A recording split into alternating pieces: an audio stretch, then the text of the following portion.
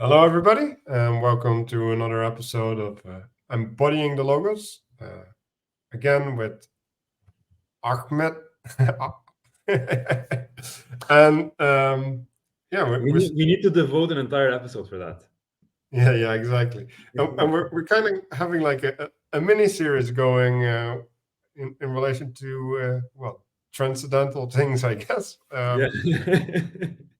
And today he wanted to talk about hope. Um, and Actually, in some sense, that's a subject that's really alive for me, right? I was just talking about how it is relating to someone else who's dealing with suicidal feelings, and how hope is, yeah, really central in that, right? Because that's what's gone. Like you don't see a future.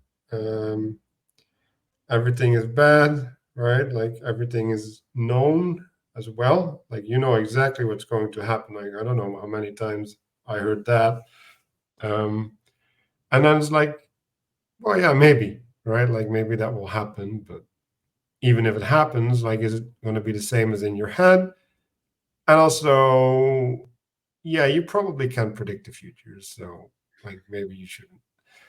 Um, so yeah, that's the two things from the negative side and from the hubristic side that basically you're squishing your own hope, right? Like obviously uh, there's limitations that can crush things, right?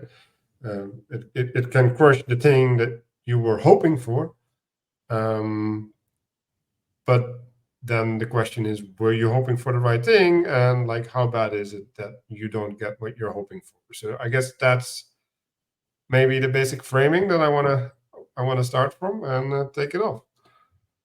Well, it's good that you phrased it this way. So we're very resonant on that definition of hope you had, that you don't know the future, you don't know how it's going to happen, and if it's going to happen, who said it's going to happen the way that's in your head? And I can even speak for myself for certain events that happened to me in the past weeks. I was obsessing over this yearly report that I had to submit to my supervisors. Took me too long to write it, way too long. It's a stupid report. It's a really, really stupid thing. All you had to do was just summarize the work you did, give it to your supervisors. But I kept on overthinking it because I had this expectation that the work was not enough. And I just assumed they're not going to like the work. And I couldn't let go of that assumption. So here the proposition was failing me big time because I knew that this is just a proposition and this is just a perspective that's stuck and it's not the true perspective, but it was just stuck. The reason why it was stuck is because I was protecting myself from that outcome that I will be criticized. And as soon as I allowed it to happen and I said, okay, I might be criticized, it's fine, it's okay. That's when the space happened. That's when the space emerged for the better possibilities to take place. And so hope was this, in this case it was simply this shift in perspective of allowing the future to be, delegating the future to itself, delegating the future to God, not just imposing an assumption of what's going to happen and trying to protect myself from it. Because the more I try to protect myself from an imaginary outcome, the more I end up making it happen. But that switch remaining, should I pause a bit? Hmm? Should I pause a bit? Yeah, you can. I'm just thinking about what I'm going to talk about. So. Yeah. So to kind of bring it to a realization, not realization, kind of a more of a spice that I would add to the definition of hope. It's not just that you're allowing the future to be what it is. Hope is to be concerned about your role in the matter rather than the outcome with respect to you. So, for example, if you are going to be shot tomorrow, for example, because you're standing for a cause, for a good cause. Hope is to focus on how how you are playing, you are good for that cause, without a concern of what's going to happen to you tomorrow. That becomes hope. So Mm-hmm. it's two things. The first summary of the definition, or my understanding of your definition, is hope is not a promise about tomorrow. It's a realization that you're still breathing in a battle that's not yet lost. That's the first one. The second one is that hope is not a promise about tomorrow. It's a concern for what you can do, for your role in the matter, for your role in the situation. Mm-hmm. Yeah, so it's interesting. I'm hearing two things, right? One of is that's in the future, right? So in the Mhm. example, it's like why are you dying? Well, you're dying for something that you feel we're dying, right? And then in that you have a role. Yeah. Um, and so in that you can be in hope Hmm. because well the future is uncertain, right? So you're not gonna know the implications of your actions, right? So there's an uncertainty, and in order to engage with that uncertainty, you need to make assumptions about the implications of what you're doing. Um, but I don't I don't like this being in hope framed as allowing the future to be, Hmm. because it's like that's open ended, right? Like I do feel that hope is actually specific, right? Like it is you binding yourself. Um, I was gonna say to an outcome, Hmm. uh, uh, but I don't think that's correct. You bind yourself to, yeah, I think cause would be better, right? Like it's something that you're serving, and in the serving you hope that something manifests, right? Yeah. Yeah. In some sense you're birthing something, and That you have agency, that your actions is producing an effect.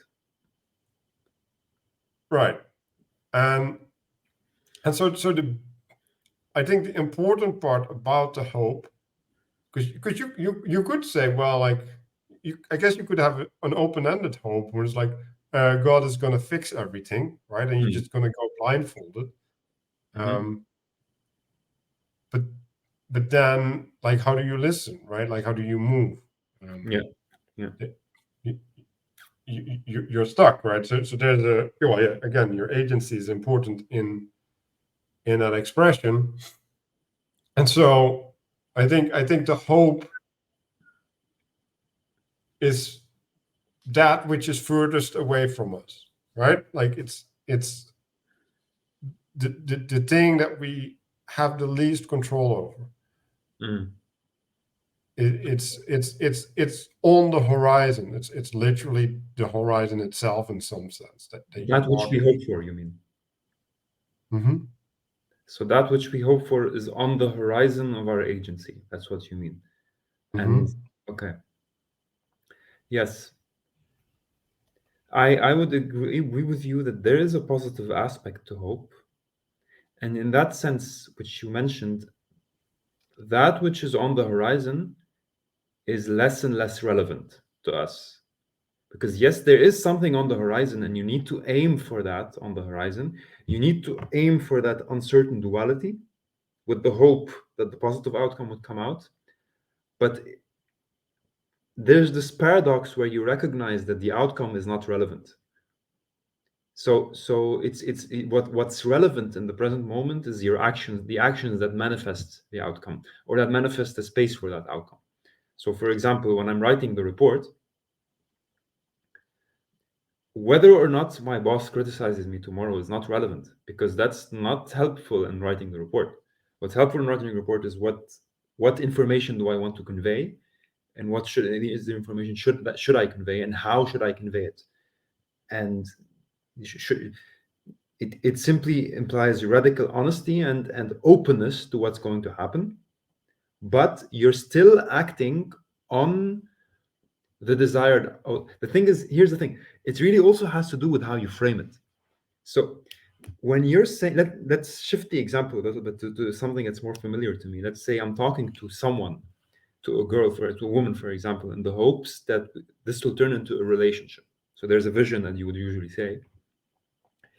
But if I enter in with this intention that I want to have a relationship out of this, there's a big chance I'll be disappointed. I'll be setting up myself for failure. But usually the general advice people give you is try to get to know the person. Just ask questions to get to know the person. So you take up the framing that has nothing to do with finding a relationship. You just take them for what they are, a human being, and you act from there. And that framing itself gives space for both outcomes, the failure and the success. Whereas I want to have a relationship, it constrains the outcome to one thing. It's like you're trying to make something happen, and you're trying to bring the horizon towards you. Whereas when you're shifting the frame and making the outcome irrelevant, so that the outcome is irrelevant, and that would guide your actions more, because then your action, your behavior space, your space for behavior, the configured space of behavior is wider, because you don't need to act only with that constrained framing of I want to have a relationship. What does that even mean? Mm-hmm. Whereas your configuration space of action is much wider when the framing is wider. When the framing is, okay, I just want to talk to this person. That involves the relationship, but it's not reduced to it. So it's interesting to me that I put hope on the horizon, and I'm listening to you, and it's like, well, okay, like there's different things I can hope for when I engage with a girl, right? And basically what you're saying is that if you have something that's in the future, right, and indeterminate, right, and also indeterminable, because you don't know that person yet, right? You don't know how you are gonna like merge with that person, right? Like so you don't have a specific identity of that which you're hoping for, right? Like it's so far removed that it doesn't have intelligibility. Yeah. But there's also closer things that you can hope for, right? You could say, I'm hoping to get laid. Yeah. And when you're hoping to get laid, the path there is a lot clearer, right? Like there's just like a couple of constraints, right, that you need to overcome in order to manifest that. And so the way that you're going to act is also more obvious, right? Like you're not going to be concerned with long-term effects of your actions effectively, while if you want a relationship, that should be in some sense your primary concern, apart from not scaring her off, right? And so it's Okay, go ahead. go on. I'm not sure I agree with you. The framing, I want to get laid, it works for people who have experience, who are good at this stuff. But suppose somebody, like, you know the incel culture.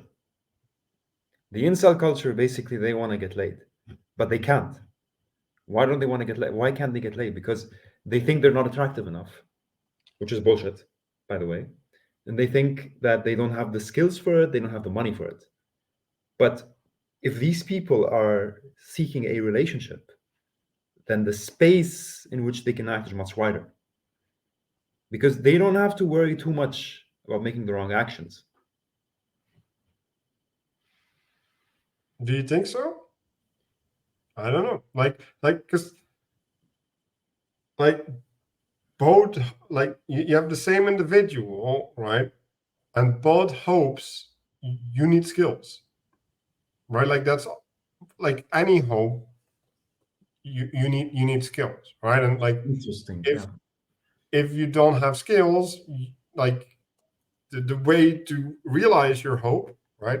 To make real, bring into reality, is by becoming the person that can manifest that hope, right? And in some sense, you have to have, well, create a vision of what that looks like, so that you Yeah. can start to understand what needs to happen in order to Yeah. manifest. Yeah. Exactly. You need skills for both. Right, and creating that vision is also a skill, and I can tell you, like, that's where I suck at, right? Like, well, what's your vision of this? I'm like, I don't know, like, I just do it, right, or whatever, right? And it, well, if we're talking about empathy or whatever, right? Like, this is a point where empathy is proper, right? Like you're trying to put yourself, you take yourself out of your shoes, and you cast yourself in a different situation, and then you're gonna see, well, like what's the thing that I'm gonna run up against, right? So like if I want to be an engineer, like maybe I need to study, because like I need to have a piece of paper, but also like if I walk around, like I want to know what I need to do. So like if I don't have the knowledge that is required of me, then how am I going to be an engineer, right? So that's like really basic level of of what a vision would be, right? But it's like how am I going to be a person that properly implements knowledge, right? That I've gained, or how am I going to be the student that will turn into the proper engineer? Like those questions are a lot harder, right? And like at one level impossible, but at another level necessary, because if you never go there, like what are you doing when you study, right? Like where's the transformation within you that you're looking for? Because that's basically what you're doing, right? You're looking to become someone, and you need to go through that process, whatever that means. Is this what you mean? I'm trying to figure out what you mean by that you're not good at defining visions. So you mean the way I'm getting it is that it's either the path is too abstract, or the intention or whatever you're aiming at is too unclear. Do I have it right? Because you said you just go for it, which means that okay, you have this faint idea and you follow it, you follow your nose, and then it becomes clearer and clearer what was trying to manifest, and then Hmm. eventually it becomes clear. And this Yeah, capacity to trust in this subtle calling is the vision growing into a vision. well, Mm. maybe because the way that I'm thinking, right? I'm like really wide, right? In what I'm accounting for when I think. Mm. So in some sense, I can look really deep, right? It's like, Mm. uh, and like I look at something really far away, right? And then you can say, well, the path there is straight and narrow, Yeah, right? It's because yeah. there's a lot of requirements, because I have high expectations, right? On Mm. some level, right? Or at least a high aim, Mm, not mm, mm. maybe Okay. not Okay. necessarily the Mm, expectations. mm, mm, mm, And So when you aim further away, you tend to articulate things for yourself in bigger steps, right? Because you just need to cover more distance. Yeah, yeah, And if those steps aren't workable, then it's really hard to zoom in and zoom out and then relate that back to where you are and what you need to do, right? So, right. like, I was just thinking, and I'm like, what is actually the mistake that I'm making when I'm doing this? And it's like, well, I'm not looking close enough, Yeah, right? yeah, Like, yeah, yeah. because I think envisioning things is a skill, right? And if you try and envision things that are too alien to you, you're not going to be able to connect yourself to them, right? Yes, yes, absolutely, absolutely. You need, you So need the to stay in connection with what you're aiming at.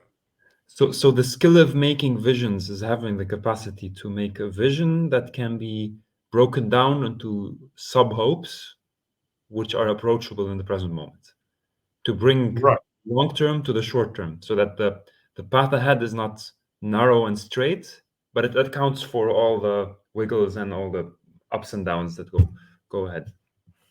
And that's Right, and you need to dynamically move between them, right? yeah. So, and the the problem is for me, right? End up reciprocally narrowing, right, Mm, into something, mm, and this hierarchy should reorient you in some way, right? But if you can't envision what the implications are in a moment, yeah, then like it's dissociated, like it's disconnected, it's yeah, not yeah, integrated yeah. in some profound sense. um and to go back, right, to the getting laid, Mm, um I think the getting laid is close enough so that you actually have a feedback loop, right? Because you can see you do something and you can see whether it brings you closer or further. mm, um while when you basically build something, right, like your studies, for mhm, example, it's a lot harder to see how your actions in the moment fit into the giant picture.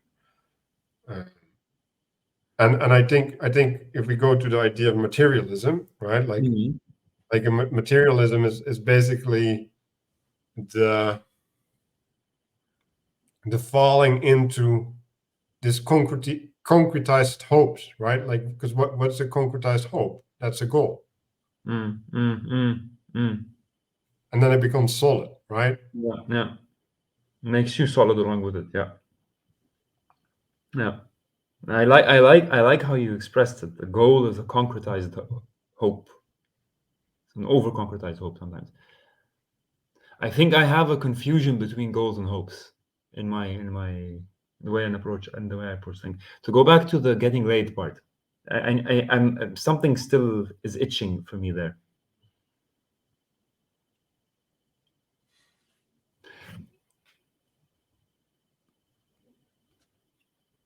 There in that getting laid,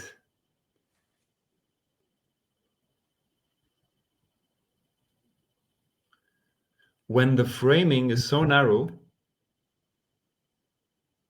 that all you want to do is get laid, then it gets tricky because then the whole world is defined based on that. Well, I think that's what the hope does, right? Like the hope informs the world. But that makes things narrower because when your No, hope, not necessarily. because the hope is materialistic in this case. Well, in this case, yes. Yes, Yeah. it's a materialistic goal, and that narrows things down because then you are going to be defined by your skills and your Mhm. physical attractiveness, which is skills fine, can be worked on, physical attractiveness cannot be worked on. And if you do not have that playboy thing going on, you're screwed not that you're screwed, but then you're not only defining the person in terms of what they are to you, you're also downgrading yourself to just a lump of flesh.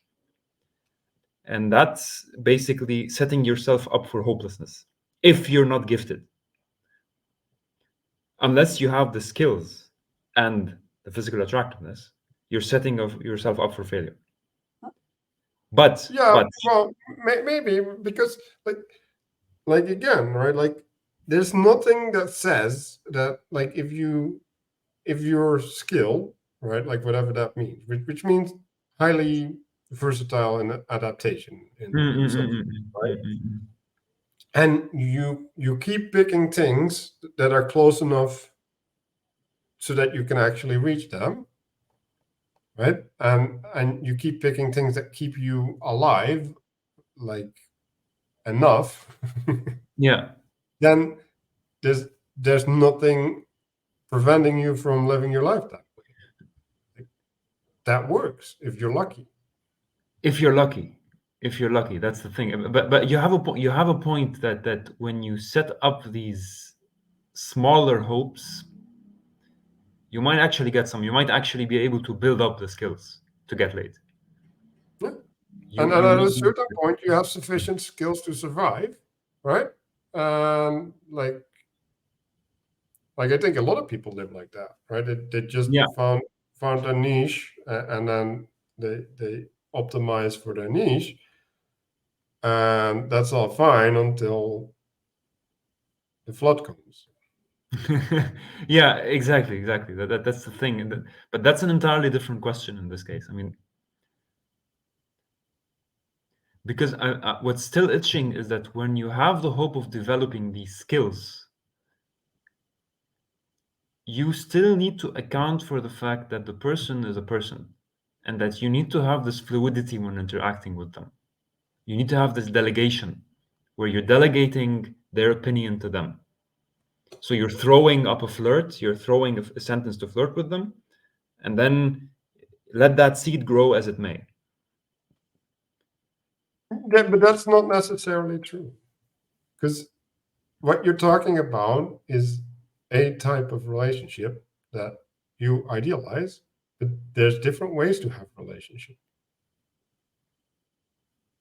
Yeah, Like there things can be held together, right, by someone's need for validation versus yeah, someone's capacity to provide. So you provide me with the yeah, safety and the yeah. opportunities that I need in life, and I will validate you in your insecurity. And as long as like that isn't challenged in a profound way, then that would just exist, right? Exactly. It would exist. It would exist. It would pretty much exist.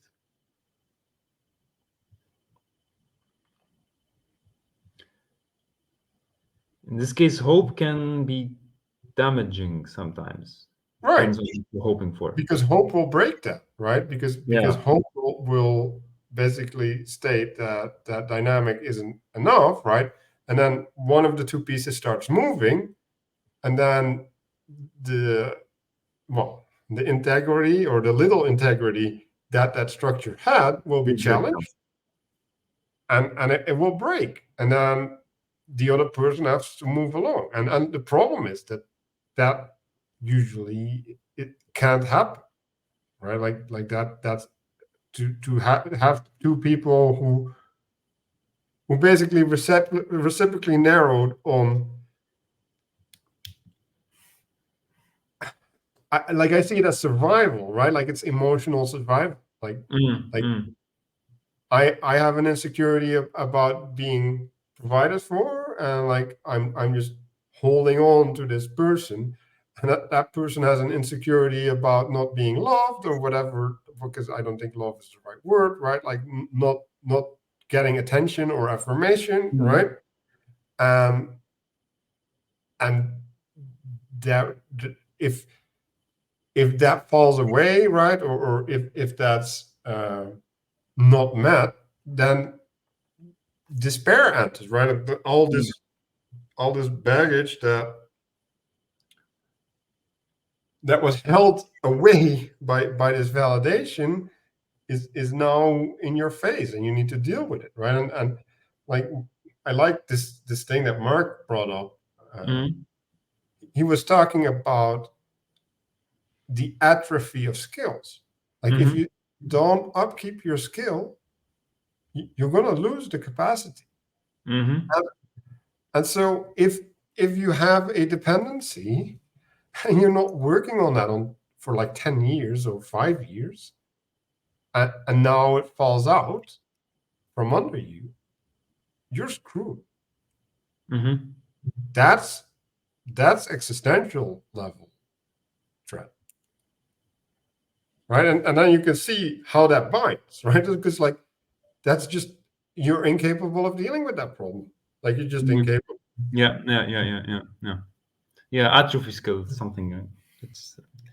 I mean, I myself have been locked in such a relationship, and I can tell you, like, there was some atrophy of certain skills of relating with the world that I had to recover with time after that relationship, because the dependency itself, it's a bit like a drug. You become locked up in this frame, and your capacity to relate to the world outside of that frame, it does atrophy as well.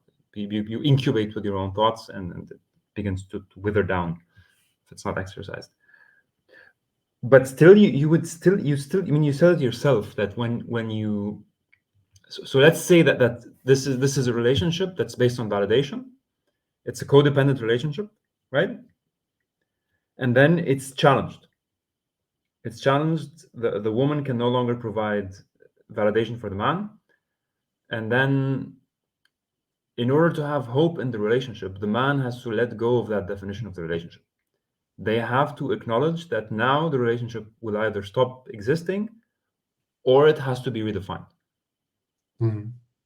So in this case, hope, even though the intention is to get laid or to get validation, the validation has been placed in a wider frame of what it really means. Because the man who's trying to seek validation is trying to have validation, is actually trying to be a worthy person. So somebody trying to have validation is trying to be a worthy person. And the hope, in this case, by letting go of this need for validation, by making it an option, not a must, is resituating it in this wider framing. So going back to the person who wants to get laid, they want to have sex. No, hold on, like, because Yeah. they might actually not be worthy, right? They might actually not be worthy, absolutely. They Yeah, might yeah. actually I yeah, just yeah, want to say that because that's a yeah, problem, right? yeah, Because yeah. it's not like, oh, you can let go of this fear of not being worthy, because Mhm. like it's not a fear, it's real, right? Like, Absolutely, absolutely. Yeah, it can be real. It can be real.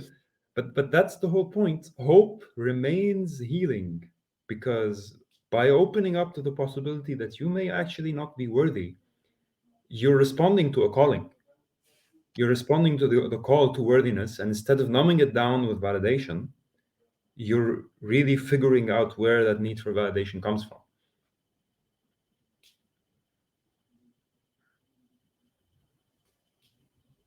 yeah. Well, maybe you are like Maybe that's. you never know. It depends on the person, but that's my point. That my Oh point yeah, that maybe you're trying, right? But even if you're trying, you might not find it. Like, that's the problem. even if Like, you're trying, you might not find it. But the fact remains that we said that hope entails that you become someone, right? And that well, you're becoming, trying, like trying to like become like someone. because Nietzsche said something about hope, right? Like, because he was putting in his story, it was like hope was the last thing that remained in Pandora's box, right? Like, it was one of the, what was it in Pandora's box? Plagues or whatever, like something like the plagues, right? Like, it was disasters, right? Like, I think it was fear and all the negative motivations, emotions, right? Hmm. They were in Pandora's box, and like he put hope in it, right? And so that, like, hope can be two things, right? Like, if you have improper hope, and I talked with Sally about this, right? Like hope is represented with an anchor, right? Mm-hmm. Mm-hmm. So Mm-hmm. Mm-hmm. if you have a positive framing, right, you anchor yourself in hope, and you hold on, right? Like the wind will sway you, but like Yeah. you keep in relation to the hope. You make sure you don't drift too far, right? Yeah. An anchor is also something different, right? Like, yeah, it can drag you down.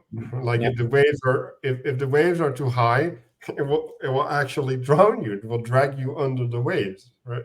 Like, Mm-hmm. you can also see it as a cross, right? Like an anchor, you have to carry that sucker around, and Mm. that's some heavy burden. Yeah. So, like the hope, and like this is again, if we go back to the dependency, right? Like the weight of having that hope is too big because it will shatter. It will shatter your fake reality, right? Like it will put you in existential crisis to have that hope. So that's actually a thing that you shouldn't touch. And like to go to this idea, right? Like some demons should be left alone, right? Like sometimes you need to build your ship before you can engage with the anchor. Right. Before you can engage with the anchor. So what you're basically saying is to having hope in an unhealthy relationship going on might weigh you down. That's what you're trying to say. No, like No, I'm saying that there's no good answer there's no on gonna. some like the there is no path, no direct pathway from A to B. Yeah. So if if if we're looking at people in a meaning crisis, right? Mm. They can't go from the meaning crisis to go. Yeah. Like that is a step that is impossible. Like I'm just gonna make that claim flat out. Like you can't do it. Like Mm-hmm. no, Mm-hmm. Mm-hmm. Mm-hmm. Mm-hmm. Mm-hmm. no. You need to visit some waypoints, and you need to build the skills, the awareness, all of these things in order to even have the receptivity to engage with the idea of God. And if you Right. don't do these things, you're gonna end up in wrong relationship, right? And you might achieve things right on your path, but you're gonna be um, you're gonna be unintegrated, or Fragmented. yeah, like I look at it, right, and like I see like an atrophied something, like a walnut, right? Like it's Shriveled. shriveled. Yes, that's the word. It's Yeah. shriveled, and then you're trying to pour water on it, right? But you're pouring water on it with a blindfold, right? And something might grow, and then you get this one thing that will like Yeah. over the whole thing, Yeah. and you well, and that's probably manifesting as dogmatism, right? Like, Yeah. You're disproportionately trying to raise faith when you need to proportionately grow the plants one by one so that they can grow together in an integrated manner. I agree with you fully on that. I think that was one of my that might have been what I slipped into the past few months in our talks. I went too quickly in, and I did happen to go. I did slip into dogmatism. It was indeed dogmatism where I slipped into it. Like there were things which were not ready to integrate with me yet. It goes back to what Christ says. I forgot I don't remember the exact wording of the verse, but I mentioned it on the series before. That Christ was asked, why do his disciples fast, but other people don't fast? And he said something, when you add an unshrunk cloth to a new cloth, it will tear everything apart, or something like that. mhm, That's what I'm relating this to. And I suppose the way this ties into hope is that if you have too high hopes, it's like you're lighting a very, very bright light into your eyes. You need to take it step by step. The hope needs to be broken down into sub hopes before you overinflate yourself into a reality where you're not ready to become yet, into a person that you haven't become yet. That hope. Wow, that actually resonates with me very, very much. Would you say this is a false hope then?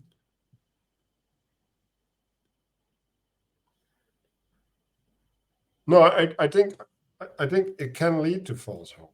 Like I don't like you could have a hope for having a family, right? Mm. Like I don't think that's necessarily a false hope, even if you're an ass, right? Yeah, yeah, that's true. Like that can become real, Yeah, right? But if you identify the step as trying to get laid, right? yeah, Then maybe you're not on the process on the path that can generate a wholesome relationship, yeah, right?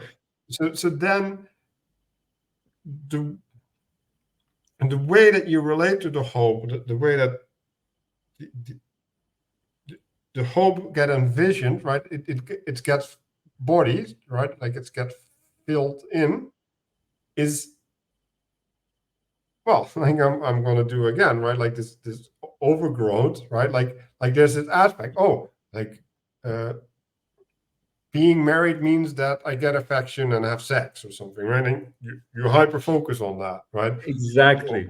Or being married means that I can be the provider and she should be completely dependent upon me, and you over Exactly. focus on that. And so like there's and that's a false hope, right? Yeah, Because now you're misaligned with reality as a consequence of the hope. this is really good stuff. This is really good stuff.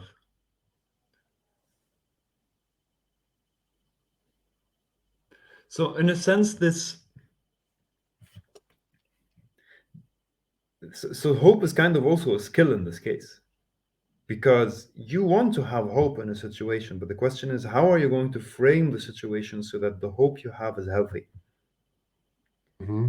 So going back to the codependent relationship, if your hope is too large, I want to keep this relationship, this abstract, ambiguous goal, then you get this overgrowth where the validation becomes more and more the center of the relationship, and then you're reciprocally narrowing into and getting stuck into this relationship. Whereas another short-term hope could be something like, okay, I may not get validation from this person tomorrow, but at least I want to become someone. But no, then again, that's also linked to the false hope. The false hope. I kind of get what you're saying, but I'm having difficulty bringing it back to this example. Well, yeah, but it's hard. It's Like, hard, yeah, yeah, it is hard. It's like that's exactly the problem, right? That's exactly the problem. It's like, how are you going to navigate this landscape right now? right, Because because it's not obvious, right? Like when you rock the yeah, boat will rock, right? And so yeah, like yeah, what do you need at that point? Well, you need faith, right? You need to be yeah, bound, and you need to both go for it, right? And then like in some sense, you both need to like basically sacrifice. You need to die, like yeah. you need You to need to die die. You need in to each die. other's arms. Wow, that's actually beautiful. Yeah, I You know. actually do need to die in each other's arms, which is a very gruesome picture, but it's actually kind of what needs to happen. Hmm. And Let's and and then what? Where you need to start at zero, right? Like because can we play with this a bit? Can we play with this example a little bit? Like, so my habitual answer is to find a hope, which, how do I put this? It's to find a hope which reconnects me with God. In that sense, okay, the validation is not coming, the relationship is threatened. but I'm not reduced to this relationship. I'm first and foremost defined and dependent on God. Mm-hmm. And then I am no longer limiting my identity to this relationship. So I'm opening up space. There is the vision I had, but there's also all the other options, because they're both contained in the me that is defined under God, that is not limited by the relationship.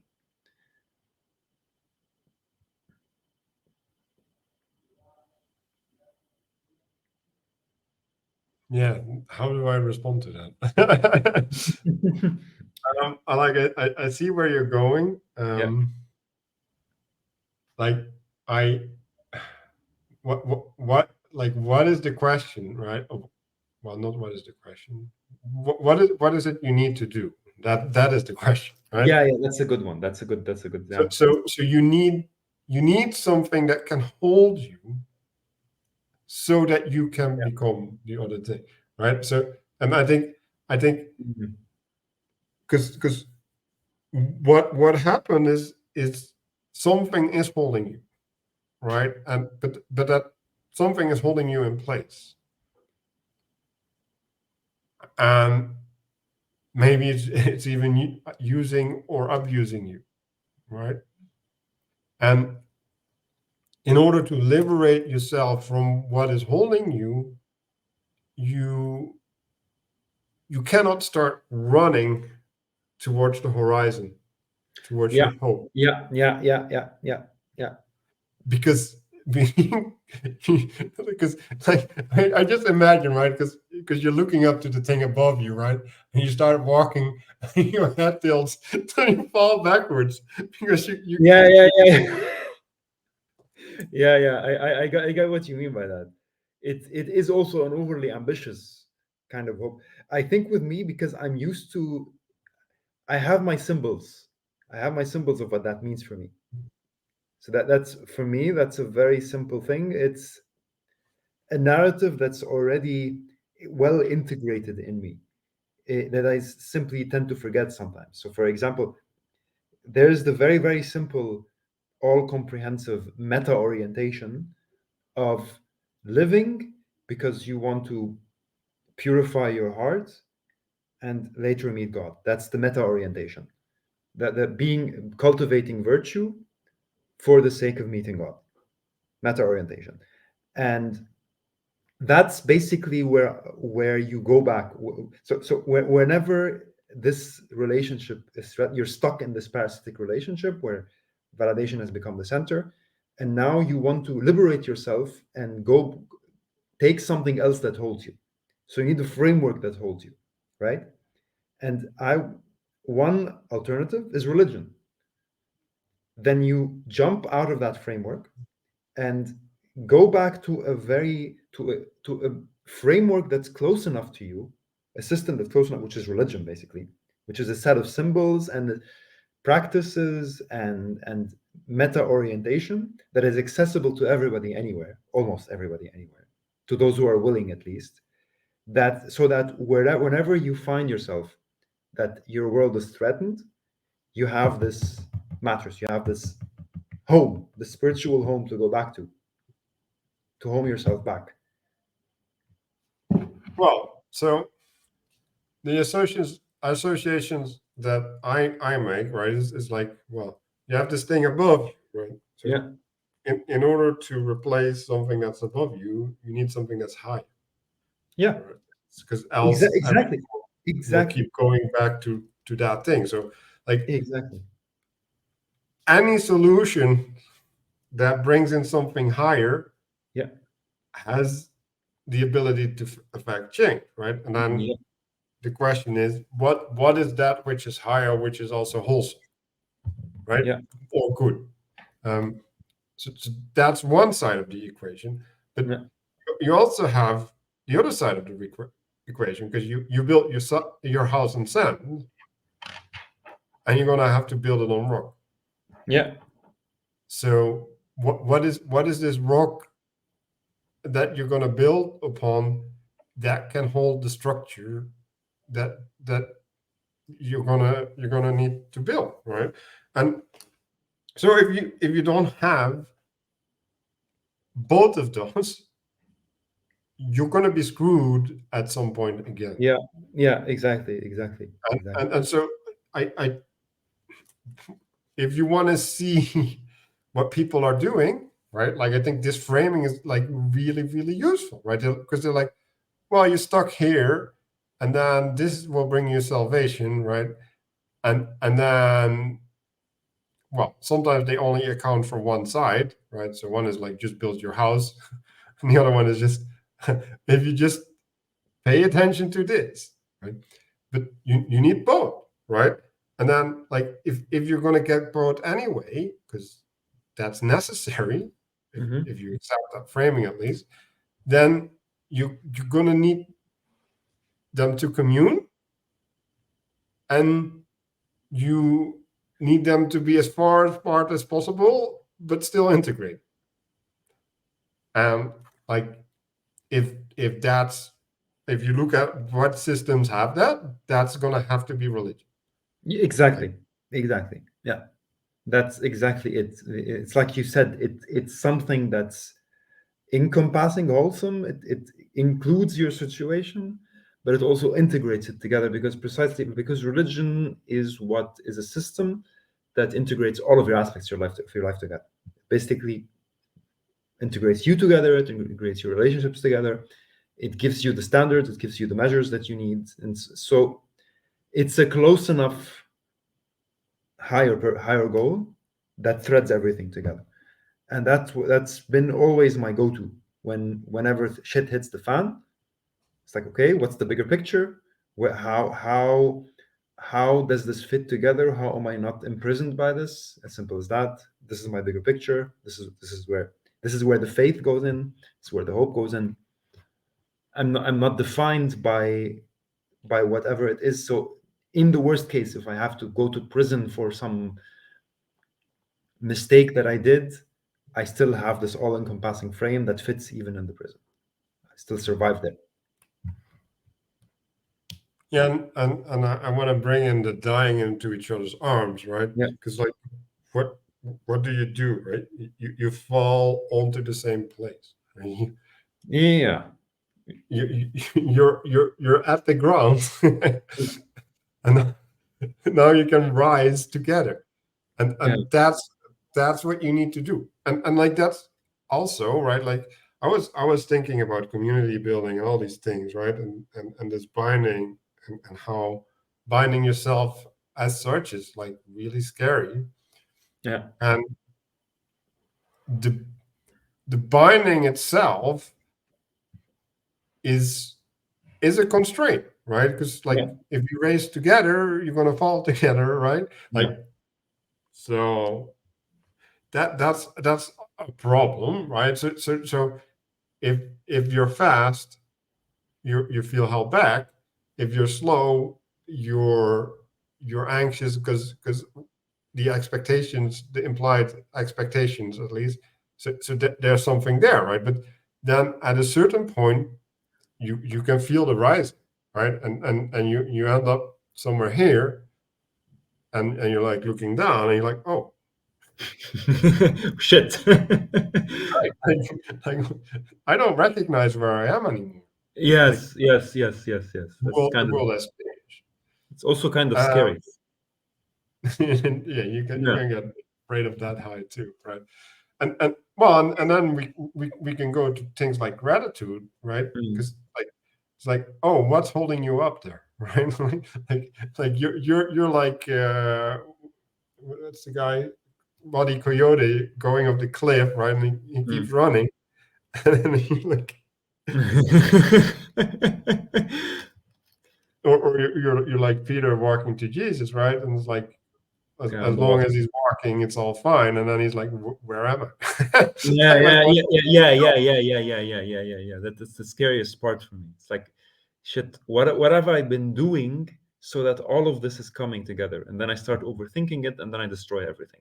But yeah, uh, that's that part is very difficult for me to recognize that I'm standing high right now, and all I need to do is keep walking. because somehow I can't accept that hope that if I keep walking, and I think it has to do again with defining yourself with where you are. By refusing to die, you start clinging to that wherever you are, and you end up falling anyway. And you can look at it this way, right? You're anchored in hope, right? Like so you can look at this chain going up, right? Yeah. It's holding you up above the water, right? Mhm. And then when you look down, right, like when the framing is no longer expectant of the hope, because Mhm. maybe that's the word, right? Like again, you're expectant of a future, Yeah. Yeah. and when you stop expecting the future, Mhm. that hope gets replaced. Yeah. Like you hold something else there, Mhm. and and when you hold something else there, like, well, a bunch of things change because now it's Mhm. like what's organizing the world at this point, right? Like Yeah. it's no longer how do I get there. It's again, I see this chain around the neck, like pulling you down, like on your knees. It's like what's holding me down? Like Mhm. I'm supposed to fly, but I'm trapped, and like Right. I'm never gonna fly again. Right. Right. Right. I'm linking this right now. This metaphor, the beautiful metaphor, by the way, that of being chained down by your hopes, because that was something was happening to me, because I was stuck at some point hoping to become this person who is able to fit in all of these spiritual practices from Vervaeke's videos into my routine. I was stuck there, and that was, what was happening. I there were very obvious things I could do, like going to a forest on Saturday to set my mind free, or just simply breaking out of my routine to stop being so bogged down on something that's where I'm stuck. But I had to snap out of it all at once, release the practices, release that hope, and surprisingly, I didn't lose out on much. Surprisingly, what I was trying, the outcome that I was trying to avoid by holding on, happened when I let go. If that makes any sense. Like, it was the holding on to that hope of refining my attention that was screwing up my attention, because I was just doing it like this. Yeah, Yeah. like okay, like I get the point, and like I see that you're constructing a narrative, and you need to be careful about Yeah, constructing yeah, narrative. sure. So, Tell me where. so the first thing I want to say is hope becomes a judge. First of all, can you say what you meant by you're constructing a narrative, to see if I understood you correctly? So you're telling me a story about what happened to you, right? Yeah. And I'm hearing you say a bunch of things, right? So you're saying I had this hope, and then like I felt oppressed by this expectation, and then I let go of the expectation, and my hope happened. But I don't believe your hope happened. Okay, so I'm associating things together that may not have been associated with each other. Right. Okay. Okay.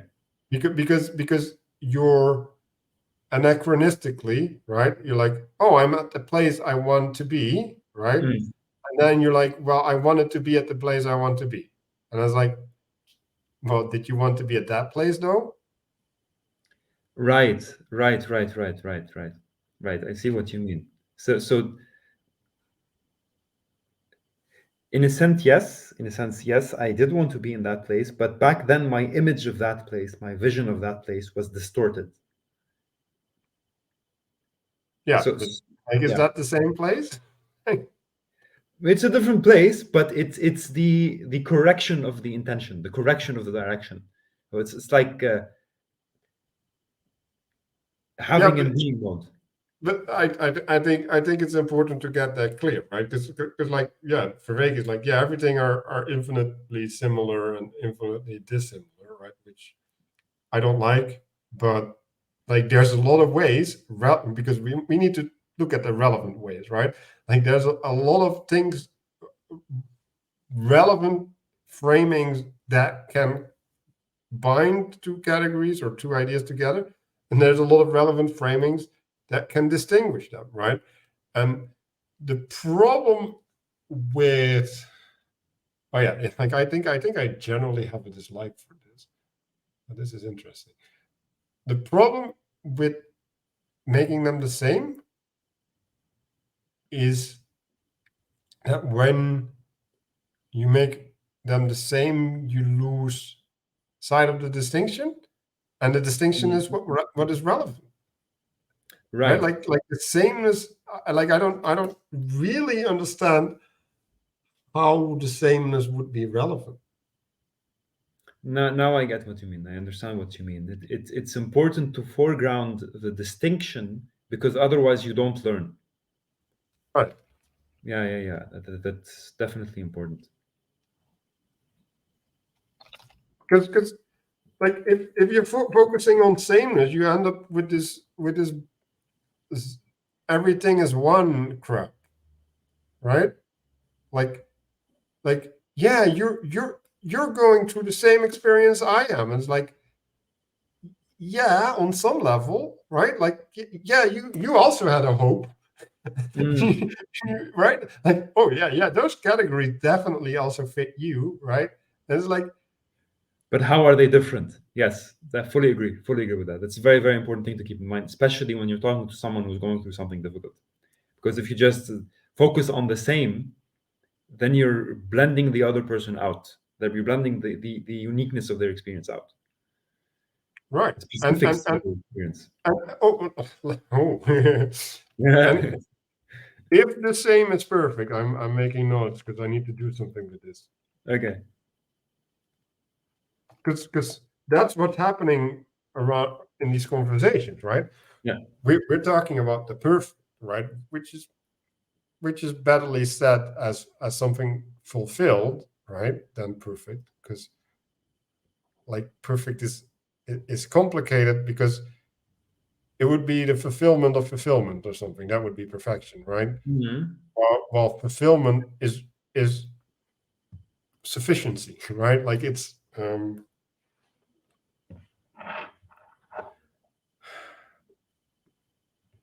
like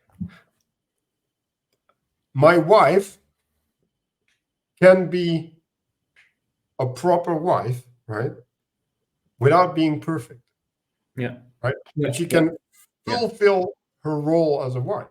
Yeah.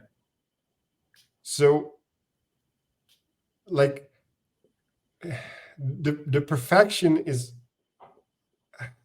like I don't even know what that means, right? Like Mhm. but there is a perfect wife, right? Like at least the idea of it, right? And like maybe that idea can not have a body. Like who Mm. knows, right? Or it's Mary, right? Like I guess that's what the Catholics would say. But this perfect wife is unattainable, right? Like it's and because where do I want to go? Oh yeah, if you also want the perfect wife and I want the perfect wife, and we're sharing our want for perfection, then like like what is the world, right? Like how does the world look like? Because it's not now we all want the same thing, Mhm. Mhm. but we don't want the same thing, but we do, right? Like we're yearning for the same ideal, but not it's not the same yearning. The thing is, you run into the same problem with the fulfilling wife as well, because then you Right. also want the same thing. No, because No the think so? what fulfills me my what the things that my wife fulfills would be different than the ones that you fulfill.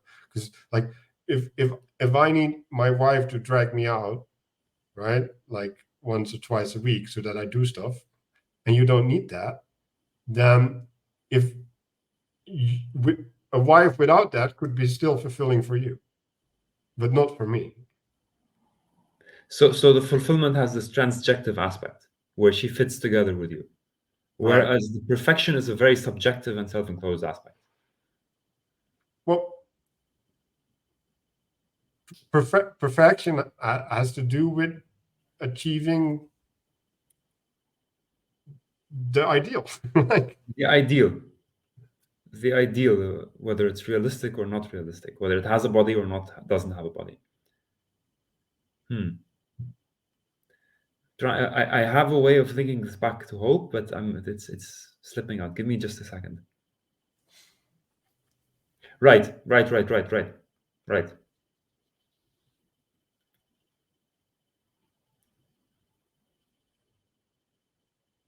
I think I need a more concrete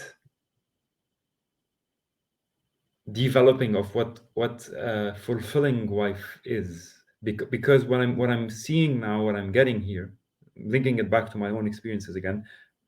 So when I'm looking for the perfect person versus when I'm looking for a person who fits together with me, in the part where I'm looking for a perfect person, that's like me when I have that vision and I'm stuck trying to fix my attention with all these practices. yes. So I have this picture and I'm trying to find that picture out there. I'm trying to impose an image on reality. Whereas when I'm looking for a fulfilling wife, I am open to the possibilities and I'm allowing the other person, I'm forgiving the other person for who they are, as they are, that they are not meeting this ideal. And therefore, you don't see how forgiveness falls into this? Well, like, okay. So what I'm hearing is you can reason downward from the idea. Yeah. Right. And there's something to be said for that, because like the book The Republic of Plato is basically set up so that you can climb up to the ideal and then reason downward from the ideal. Yeah. Right. But the problem with The Republic is that it doesn't tell you how to manifest the city. Like, it just says like these things are necessary because they're important. It doesn't tell you how to do it and how to know that you fulfilled that requirement, right? So it's descriptive of an ideal, but it's not prescriptive. Not prescriptive. It doesn't tell you how to do it, you mean? Right. And like, what is prescription, right? Like, a prescription is how you get to someplace, right? Like, yes. It's giving you the steps to follow. And what does that mean? Well, that's building from the rock, right?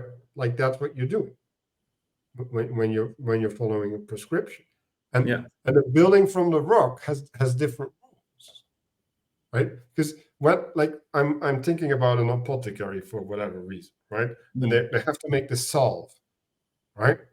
And so they have to mix these ingredients together, and then they have to dissolve the ingredient in this thing because else it wouldn't like mix properly, right? Like, whatever, right? And so you cannot have the end result in mind, because like, in relation to the end result, the dissolving the powder in alcohol before you put it in the fatty cream is like how does that relate to the end cream, right? And you could see, like, oh yeah, I have this blue powder, and if I dissolve it in alcohol, it becomes purple, and then I put it in the fat and it becomes yellow, right? It's like the purple and the yellow, they don't make sense together, right? Like, so it's improper to think about the perfect cream when you're Yeah. making the cream. And I think that's the thing that you were trying Hang to on catch. a second. Hang on a second. Hang on a second. Hang on a second. I don't think it, I think because I think you mean something different from what I mean when I say ideal green, ideal cream. Because when I'm talking about ideal cream, I'm not talking about the one that not fulfills, that has all the qualification, that has the list of qualifications that I need. I'm talking about the idea of cream, what function it's supposed to fulfill, what makes the cream a good cream. So Yeah, but I'm but talking that's about an how you judge understanding. the cream, right? Sorry?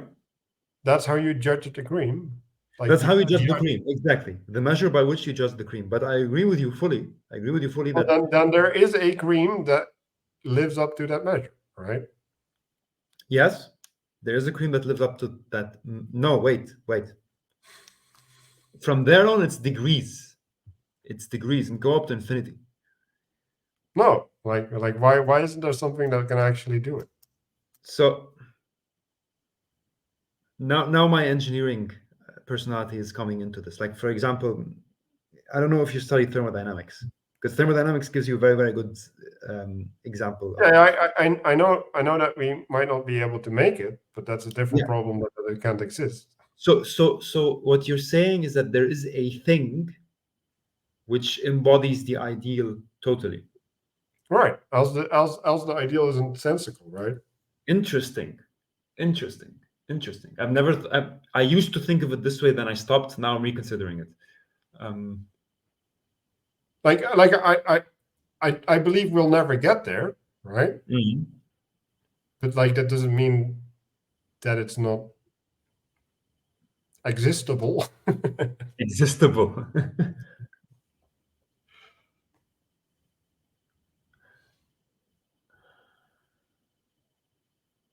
I need to. That's kind of for me. That's a bit of a tangent. With well, I don't know if it's Well, yeah, maybe it's not. Yeah, but the point okay, that brings I guess the question is why is this important, right? yeah. The what I see from this the thread that I'm seeing here is that there's an ideal which is hoped for or a vision, but Hmm. it's useless without a prescription, without what do I do from here, from my limited perspective? How do I bind the two together? And Hmm. this is a very crucial element of hope. Hmm. It's binding together. And I think there is no hope without it, to be honest, because you become hopeless if your hopes are perfection. Right. Easily Or, become hopeless if your hopes are perfection. right. And so like like what is the binding? In some sense, it's you seeing a path You to seeing get. a path, agency, And which is basically your agency. when you lose hope, right? Like Mm. when you fall into despair, Yeah, you don't see a path. you don't see a path anymore. That's a You- big, it's a really complicated skill to be no, able to. like it's actually not that complicated You think so? because Mm. it's really simple, but it's not on the level of the problem. Like if you want to resolve that issue on the level of the problem, you can't because Oh that's yeah, where yeah, you're yeah. Sure. Absolutely. Yeah. You need to adopt a wider framework in order to be able to solve it. right. But you can So solve the problem, obviously. that's the hard part, but like in some sense it's really simple. But Yeah, it's just, yeah. Mm. and it's just superseding the moment by embracing your hope. Like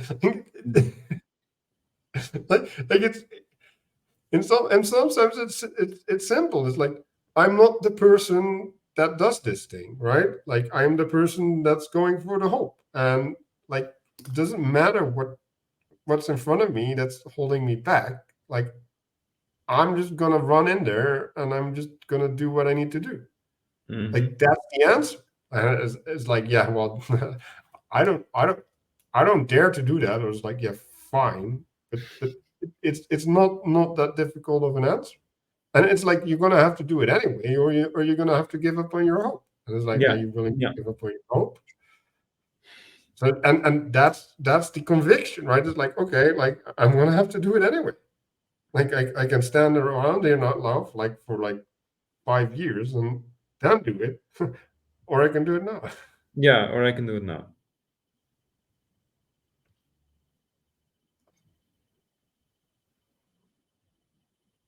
But to go back to the ideal, right? Like I agree with you that thinking about this perfect instantiation of the ideal is stupid, right? Because Yeah, like thermodynamics, right? Like I agree. Like, yeah, yeah, yeah, yeah, yeah, yeah.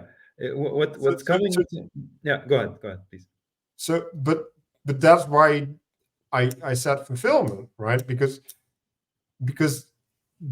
the ideal is there in order to achieve a thing, right? And the thing can be achieved without the perfect instantiation. Absolutely. Yeah, yeah, yeah. As long as you're adopting the instruction, you're constraining it based on the ideal, then you are achieving something. If I may, there's a quote by one of my favorite poets. Even tumbling speech, even tumbling speech strengthens a weak tongue. Hmm, So the yeah, idea is that you need to tumble your way towards the ideal, and sometimes good enough is good. no, it's always good It's always good. Good enough. Exactly, exactly. Good enough is always good. because it's good enough, like you already It's said. good enough. Like, It hits the spot. It hits the ideal. It conforms to the form. And the more it conforms, the more you recognize the form, the more you're able to manifest it, the more you recognize it, etc., etc., etc. yeah, if that's what you need to do, Exactly, exactly. And you need to maybe you tumble. don't need to do that. Like You that's the need to problem. tumble. You need to Hmm? tumble. You need to tumble and be ready to fall. No, but like when I make my sandwich or whatever, right, and I spread butter on it, like I don't need to cover it perfectly. Yeah. And it's stupid. Like I don't, I shouldn't. Like it's actually bad to try and achieve that. And it's like, okay, so if that's true for my sandwich, why isn't it true for anything else? That's a really good example. I love that example. It's if I mean it's just a sandwich. Just eat the butter. And Yeah. yeah, yeah, yeah. Why do I need to waste time actually? Why it's And missing the I, mark. I, It's missing I the can mark. give you an answer why people would reject that, Mm. right? So, like, if you are judgmental towards me instead of loving, then when I say something, you won't forgive me, right? You'll snap back or whatever. Yeah. And so now I need I well, if I care about that, because I don't care about it, but Mhm. but if I would care about it, like I would need to meet your expectation, right? And now I have a standard of perfection because I don't like like I how do I know how to fulfill what you need? Like I don't. Like all I have is a image in my head Yeah, yeah, yeah. of Exactly. my perfect answer or whatever, which is obviously going to be wrong, but that's a different problem, right? Yeah, yeah, yeah, yeah, yeah. And that's what I have to relate to, and now I'm imprisoned by like needing to live up to that. Yeah, And obviously it isn't you, because like it cannot be you, because it's always my head. yeah. No, sometimes that may actually correspond to your expectation, but that's a different problem, right? Do you notice what's happening here? That's exactly the problem I talked about two episodes ago. That I don't know how to start and where to start because I think you have these expectations of me. Mhm. And that's exactly where I had the insight that, okay, just say it. Like, saying it is bad is good enough, and that's when the conversation starts flowing. And I mean, that's, I mean, what so to try to understand what you were saying, actually, so that I don't start vomiting my thoughts on you. You were saying that when I'm judgmental instead of loving towards you, I'm basically locking you in an ideal that's unachievable. Whereas when I'm compassionate, I'm basically allowing you to tumble towards an ideal that is common to both of us. Now I'm just putting words in your mouth, I think. So when there's a couple things that happen when you're judgmental, right? Mhm. So when you're judgmental, you're reciprocally narrowing me and Yeah. you in the relationship, right? Yes, absolutely. So you're basically saying we're gonna use this framing, and this framing is not in service to the conversation as such, Yeah. right? Like this framing, whatever. Like I don't even care, right? And so now we're in this framing, right? And now you assign me an identity, right? Like which might be accurate or not accurate, but it's irrelevant because now there's an expectation upon me that I'm gonna relate to you from that identity. And I've experienced this many times over the last week or weeks Mhm. where I got put in this place and it's like, how can I talk to you from this place? Like this like what can I say? Like what do you want? Can you Like give me an example, if you don't mind? Hmm? Can you give me an example, like a solid kind of example of exactly what happened? I'm really curious about this. Oh, for example, you did this, right? While I didn't do it. And it's like Okay. like if I deny it, Ah, I'm just gonna reinforce the conflict, right? Because now like I'm challenging you, right? And your vision of reality. And like that's a big no, right? So if I say no, I'm gonna end up in a fight, right? I'm also not recognizing your feelings, right? yeah, Because you're hurt, yeah. right? You need the reason that you're upset is because you didn't get validated. And like Mhm. if I'm going to challenge it, I'm going to invalidate it again, right? And like I'm not going to give in. Like that's not an option because I'm like that's not my identity, right? So and then it's like, okay, how can I be generative? Well, I can't. Like I can't within that frame, right? And Even if you're forgiving and loving, right, even if I'm forgiving even and if loving, you're forgiving, shit, that sucks. That really sucks. right? And Yeah, and then this is what I try to do, and like I guess I'm kind of second guessing it now, but like, and this is the good faith, bad faith thing, right? So yeah, so yeah. people can do that in good faith, and then you can turn around it, right? So like, why is this important, right? You Mm, you you you, you you step out of the locked frame and you're like, I'm still taking you seriously, right? Like I want to cooperate.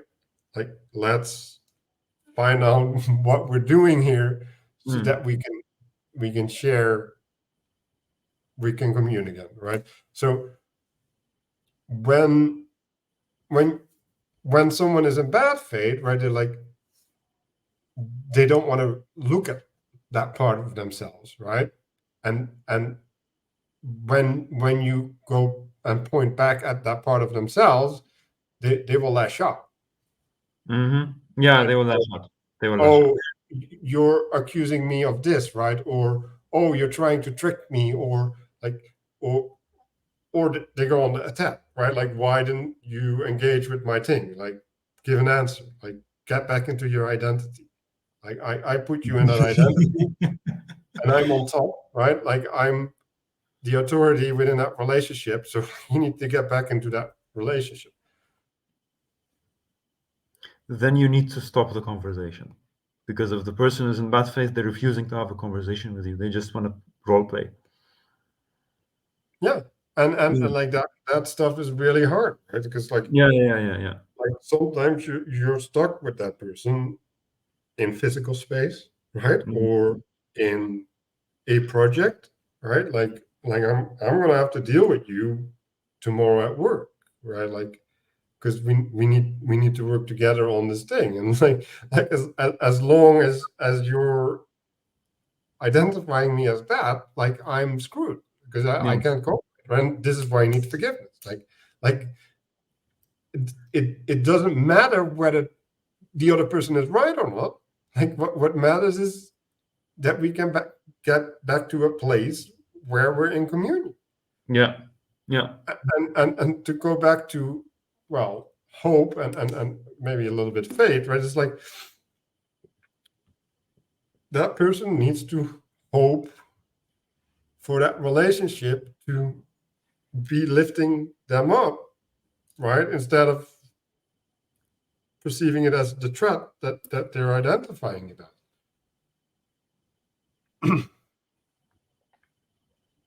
Yeah. You also need to have that hope as well. But I'm pretty convinced that because I have these situations a lot. That the ones you described, that the ones where somebody criticizes me for something, and I have a tendency to cave in very quickly, and so I cave in and I lock myself inside the role because then I got stuck in these binary options. It's like either you disagree and you're arrogant, or you agree and you're a wimp, and there's no other options. Did they even criticize you? Like that's the first question I'm gonna ask Yeah, you. It's like that's an interesting question. Uh, yeah, in so their case, they did criticize. like when I say your head is bald, did I Yeah. criticize you? Or did No, I no, just that's make not criticism. But in their case, it was a criticism. It was, well, maybe. yeah, Like but the point is, right, like what am I doing when I say that? Right? Like am I putting you in your place by pointing out your baldness? Or am I making an observation about reality? Like what is it that I'm yeah, engaged with? yeah, Because you yeah, cannot yeah, yeah, yeah, yeah, yeah. you So cannot mm, identify mm, what like like what I said, uh, right? Like as having a specific meaning, right? Now mhm. you can say, well, it's curious because you could have chosen anything to talk about, and you chose my baldness, right? So like there's something there, right? Because like men are generally sensitive about becoming bald, right? And so like if you point that out, then like you're at some level vaguely making an association to that. But is that my intent? Like is that something that I want to bring forth in my relationship with you? And it's like, well, if you don't know, like why would you react to me as if I'm criticizing you? Because like this is what's happening with the racism. It's like, oh, you said something about something that identifies me as part of this race, right? Yeah, Which it might even be true, right? And then it's like you shouldn't do that. And it's like, shouldn't I do that? Like, what's so bad about this? Like, is it bad because you get a bad feeling when I do that? Because that's not why it's bad. Like, that's not bad. That's just you being a pussy. it's you projecting. Yeah. I'm trying to associate that with the occasion I have in mind. Because looking back, that person wasn't exactly criticizing. I think he was genuinely trying to be a good friend Yeah. when he said what he said. And what type of friend were you in your response? No, I was defensive. I was very defensive in that Yeah. response. I Is interpreted that it what as a an friend attack. does? I took it as an attack. That's the problem. Right. Like, and his response to the attack demonstrated that he was trying to be a good friend. And Okay. yeah, Okay. yeah. But But I mean that's looking back in retrospect. Looking back in okay, retrospect. but like then he needs to have the tools to have that response, Mm. right? Because if you like, Yeah, yeah. No, no, no. I'm thinking of interesting. Interesting. Like if you ask something of me, right? Like, did you do this? Right? It's like, what the fuck, dude? Like, why are you asking me this? And it can be completely innocent, right? Like I actually had that happen in a day, right? Like I was like asked if I was racist, and I'm like, I don't know how to respond. Like I'm not here to have an argument about racism. Mm. That's what I would want to have if someone does that to me, because it's like, that's an insult. Like it's just an insult. Like there's no good reason for you to do this. Like, and we're supposed to be here in a wholesome way. So like, why are we in a non-wholesome frame? Like, and and the other side is like, even if I was racist, like, can't you just be nice to me? Like, because that's the other part that we're forgetting. It's like, okay, like I insulted you, so what? Like, are you going to get upset about it, or are you going to try and be a good friend? But then the role is kind of, because I'm linking it back to your example when somebody was judgmental towards you and they locked you inside the frame. Mm-hmm. Because wouldn't that insult be the same thing except inverted? Because then when you're insulting someone, you're also locking them inside the role. Yeah, they lock me in a role, right? Like when you give an accusation, right? Like, this is why you can't do But when you defamation. insult someone, you're also locking them in the role. Yeah, in some sense, yeah. Mm. So that's the thing. So when the insult comes out, kind of the cat's out of the bag, both of you are locked in the role, unless one of you is forgiving and breaks the cycle already. No, But nevertheless, the person giving off the insult is still to both blame. need to be forgiving. Both need to be forgiving, and you can't expect that need to No, be. no, no, But no. at least one of them needs to play the role. And I'm talking about on the individual basis. One of them needs to play the role of being the forgiving person who No, transcends the situation. both people need to forgive. Like, if if one person doesn't want to cooperate, there's no cooperation. Like, it takes Yeah, two to tango. it takes. I fully agree, fully. But on the exactly, both people have to forgive. Yeah, both people have the obligation to forgive, even if one of them insulted. But the point still remains that when you give off the insult, you're just as guilty as the person who judged you. No, because if you respond that to rightfully, the response is not the same as the act. They're not the same. They're morally completely different. Like, if you shoot someone, you go to jail. Like, if you shoot someone in response, you might not go to jail. Like, they're not the same. With you on that. With you that they're not the same. But I'm trying to because when you were talking about your initial example about the person who's judging you, you I think maybe I misunderstood you. I probably misunderstood you. It was like you were robbed of your agency when this person judged you because you were No, locked I was into a room. confused, completely confused, right? Because Okay. I didn't know, I didn't know what to do. Like, I didn't. Hmm. Like, what do you do? Okay. I see what you mean. You put me in this confusing situation right now.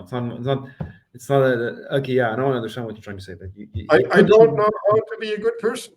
Like, yeah, literally. you, Like, because no matter how I go, but yeah, then it's the same thing with somebody who insults you. It's like, okay, what do I do with you now? Because I've had like as a child, I've had this countless times because they tell you don't respond to your bully, or you have to defend yourself and all that crap that they tell you. So then you have the situation that when the bully insults you, when the bully bullies you, if you retaliate, that you just empower them even more. But if you're silent, you're also empowering them even more. And my Not if my you're not suffering. sorry, Not if you're not not if, suffering. yeah, Like there's a reason why I don't give a shit about what people think about me.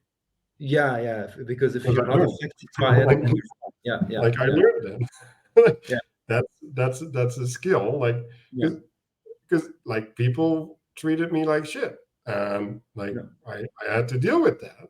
Um, you can get upset about it, and like I was like, no, I'm not going to get upset,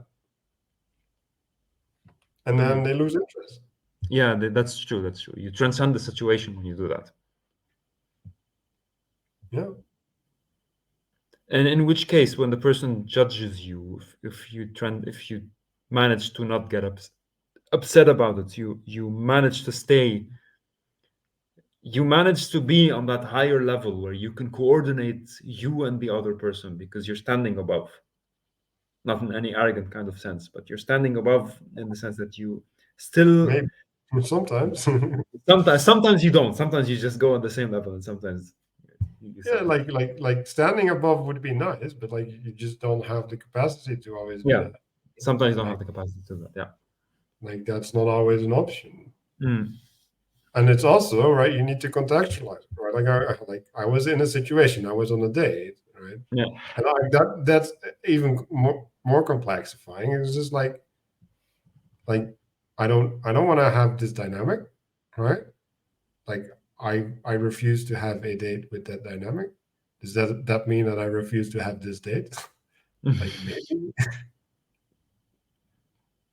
Yeah, okay, yeah, that makes a lot of sense. When it's on a date, then it's very, very difficult to navigate through that. Or a business relation, whatever.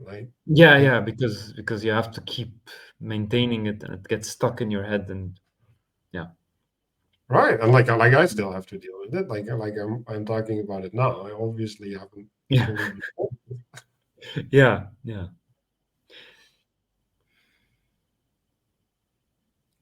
And and to go back to well, let me talk about myself. So one of the issues I have is when people don't listen to me. I get really upset. Mm-hmm. Right? Like when I don't make an effort and you're an ass, like I don't give a shit. Mm-hmm. When I make an effort and you don't reciprocate, I care. Mm. And it's like, why are you not playing with me? Mm. That's like, oh, that's so true. Like I Yeah. want to play with you. Why are you not playing with me? Yeah, yeah, yeah, yeah, yeah, yeah. It's like I didn't do anything to you to deserve that you're not playing with me. It's Yeah. like, what the fuck is going on? Yeah. Like it's fine if you can, but then say I can't. Sorry. Like At least give me the dignity of the interaction of telling me that you can't. right. Mm. Instead of being a solipsist and using me for your validation of your fantasy. Yeah, yeah. Yeah, most people don't have the courage to do that, to actually say it. And you end up stuck with people who are just faking a relationship with you. That but yeah, that's the intimacy crisis, right? Yeah. Yeah, exactly. Mm. So to connect these things back to hope, right? It's like, well, that's I like I am genuinely hopeless about like I think they're hopeless cases, right? Like I think these situations like there's no hope. And Okay. like to be fair, right? Like I turn around that date, but like there was a tone set, Yeah. right? Yeah. Yeah. And that tone didn't leave. Yeah. And it's like you messed up my music. You messed up my music. Yeah, yeah. It's like a fly that's flying around you now. Yeah, Black spot in the date. I and I and it's even worse, right? Because I think I'm not capable of moving on without resolving that, mm, right? yeah, yeah. I know what you mean. I know what you mean. It's I it's like I have to deal with this. It's like it's a no. Like you can't let it slide. You can't let yeah, it slip by. it, You can't let it, and I think this is what locks you in a hopeless situation. The fact that you cannot let it slip by. Because if you do let it slip by, odds are that that future incidents, future interactions will dilute it somehow, no matter how significant it seems. yeah, But but like I totally understand. I'm gonna get back into the pattern, right? And like Yeah. I don't think I should let it slide because then I'll be abused. Okay. So for you it becomes abuse, and you can't be. You shouldn't remain silent. It is you are kind of you have this. I don't want to say authority, but rather you have this duty towards yourself to actually stand up and talk Right. about it. Because if you don't, it's gonna happen again and again and Well, it again. already did. It already did. There you go. Yeah. Already did. There you go. It already did. Then it becomes. I don't want to say. Then it becomes an indicator of because to tie this again back to hope, like we said, you can't let it go, and therefore you can't give yourself hope, because if you do give hope, you're allowing this to grow, right? Mm-hmm. This is growing. This is overgrowing. And then the option would be to recognize that there is something wrong with the approach. Either there's some red flag, for example, or the relationship needs to be redefined so that this doesn't happen again. Yeah, absolutely. Absolutely. Now I know what you're trying to say. Right, and I like it. You're living in this corrupted hope, right? Mm. And and when when that corrupted hope is, and this is why tolerance is bad, right? Like What I about it? cannot tolerate this. Yeah, yeah, yeah, yeah, Tolerance, yeah. Yeah. like you cannot tolerate these things because they're gonna fester. They're gonna fester. They're going to fester. Tolerance and festering. Yeah. And like every time you hear the word tolerance, or at least like I think there might be a proper way to use tolerance. And maybe we should have a talk about that. But every time I hear the word tolerance, I'll just give the definition for everybody so that they can think about it. So I think tolerance might be proper uh, within your body. So if you're Mhm. the head, you can tolerate things going wrong in your body because they're your body and they're bound. And so being bound is going to self correct that transgression, right? So there's an emerging healing from being a body. Mm. But if you're not a body and you're tolerating something, then the fact that you're tolerating something is not going to result in healing. It's It's, like it's, an it's infestation. Becomes an infestation right. because you're It, tolerating a parasite. Then parasite. right. So if you have people that migrate towards your country, right, and they haven't integrated, they haven't partaken of the body, and they do things, and you tolerate it, it's going to escalate, That's right? You what's can see, happening. Yeah, yeah, you can see it happening. Yeah, you can see it happening already. You can see it happening in many ways actually. In right, Germany, like a friend of mine was complaining about that actually the other day, that it's festering somehow. yeah, Certain certain ways of existing, which are not clashing, but dissonant with the German way of living, are becoming more and more prominent, and that's right, annoying. and now they're a force, right, You're an actual force instead of a problem. Yeah.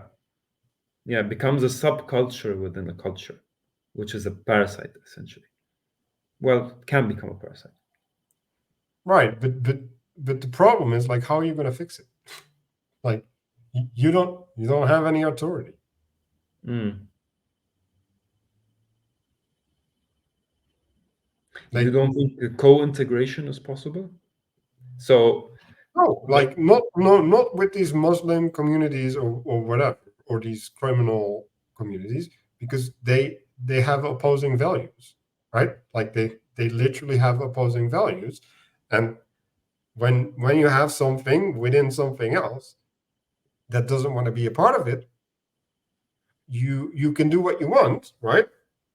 Like, you can placate it all you want. You can use all the political tools, right? You can give them money. You can give them systems, right? Like, you can lubricate the interaction with your body all you want.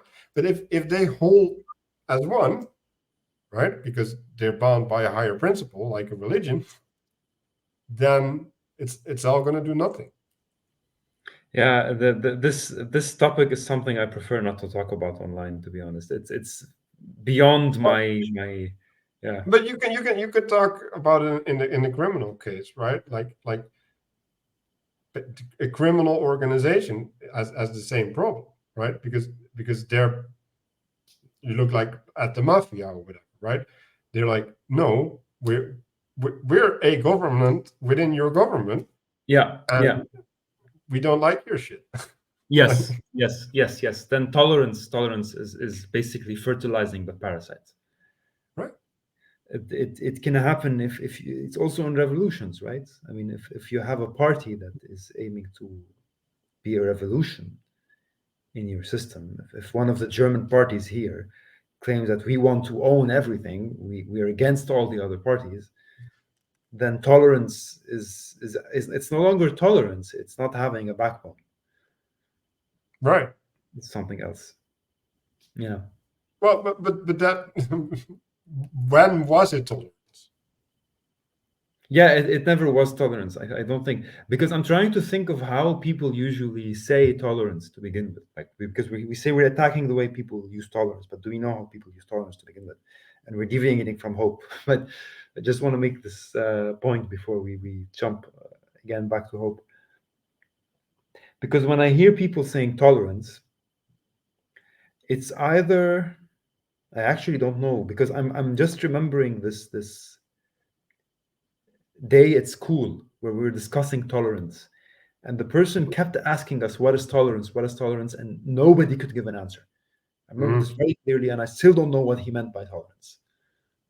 I think everybody kept saying, yeah, okay, accepting the other, tolerating the other, but nobody could give him a proper definition of tolerance, and I still don't remember how that conversation was resolved. So I think I need to personally reflect on what I mean by tolerance when I say tolerance, because I don't know what I mean, to be honest. Well, tolerance in some sense is letting things be, right, without exerting the authority that you have. Yeah.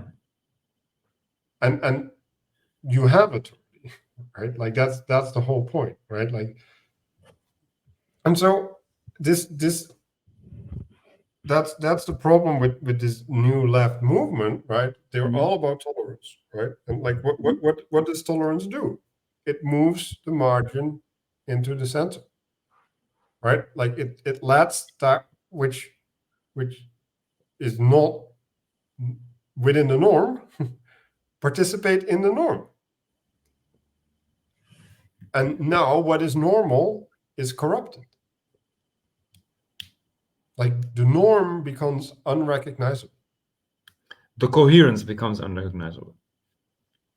No, not the norm is the standard that things should live up to. Right. Leads to Right? fragmentation then. Leads to fragmentation because you don't have a standard anymore. Because when Right. you're absolutely If tolerant, you incorporate everything from the outside into the yeah, standard, yeah, yeah, it dilutes, right? Like, it dilutes. It example, dilutes. if you say gay marriage is okay, right, and then marriage with 3 people is okay, marriage with 4 people is okay, right? Like if you just keep adding these steps, like people are doing this actively, right? They what does marriage even mean at that point, Mm. right? You like you can't do that because now marriage is no longer marriage, Yeah. and also like if people think that marriage, what marriage used to be is what marriage is now, right? If they confuse these two things, then what does that do to society, right? Like now we're getting new dynamics, right? Like we're losing a structure that was holding up a bunch of other things, and we're replacing it with we don't know what.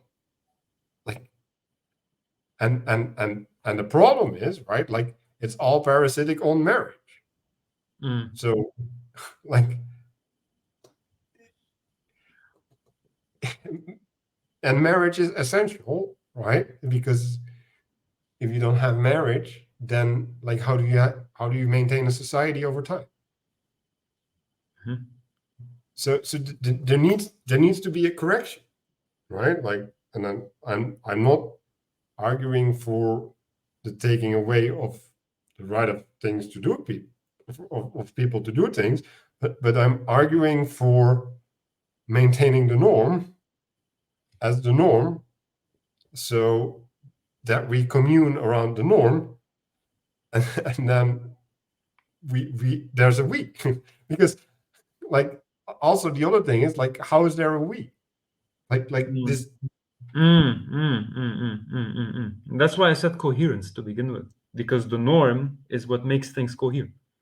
right And where you when you start being overly tolerant, there's no standard for coherence anymore, and then everything falls apart. right and to connect that to hope, right? Yeah. What are you hoping for? Because Mm. if there's no standard, Ah. I think, yeah. Hmm.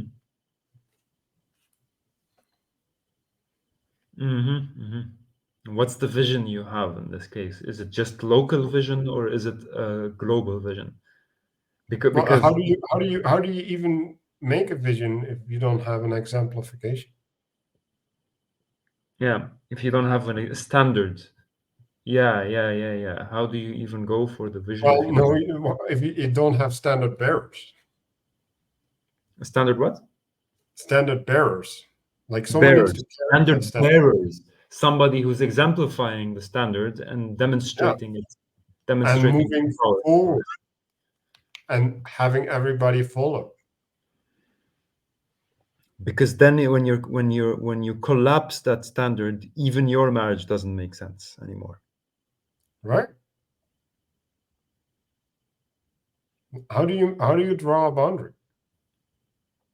Like, what's the authority that you appeal to draw a Yeah, boundary?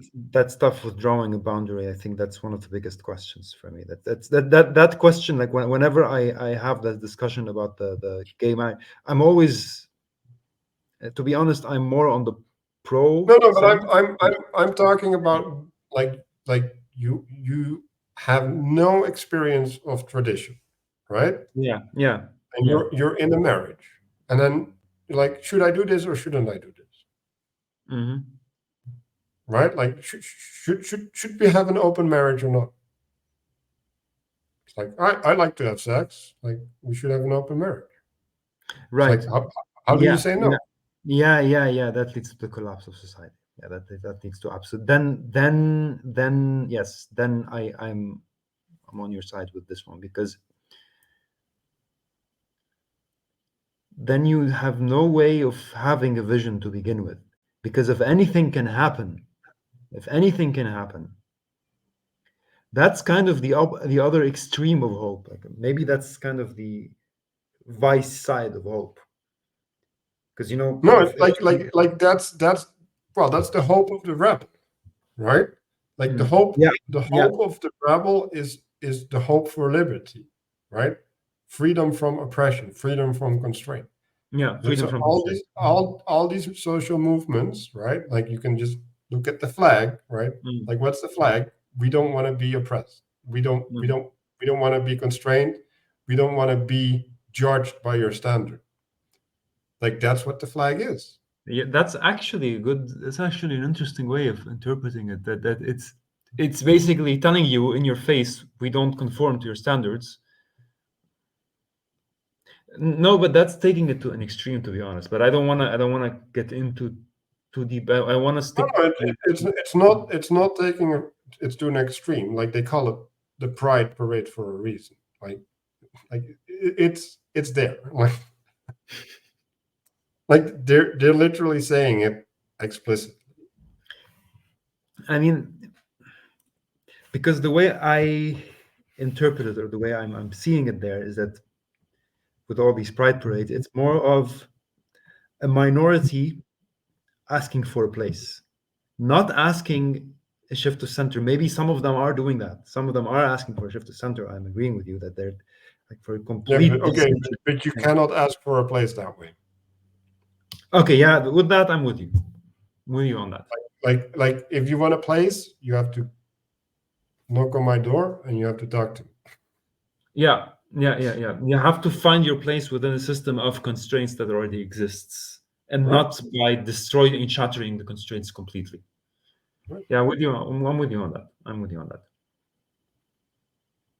And the problem is like that place has always been there in some way, right?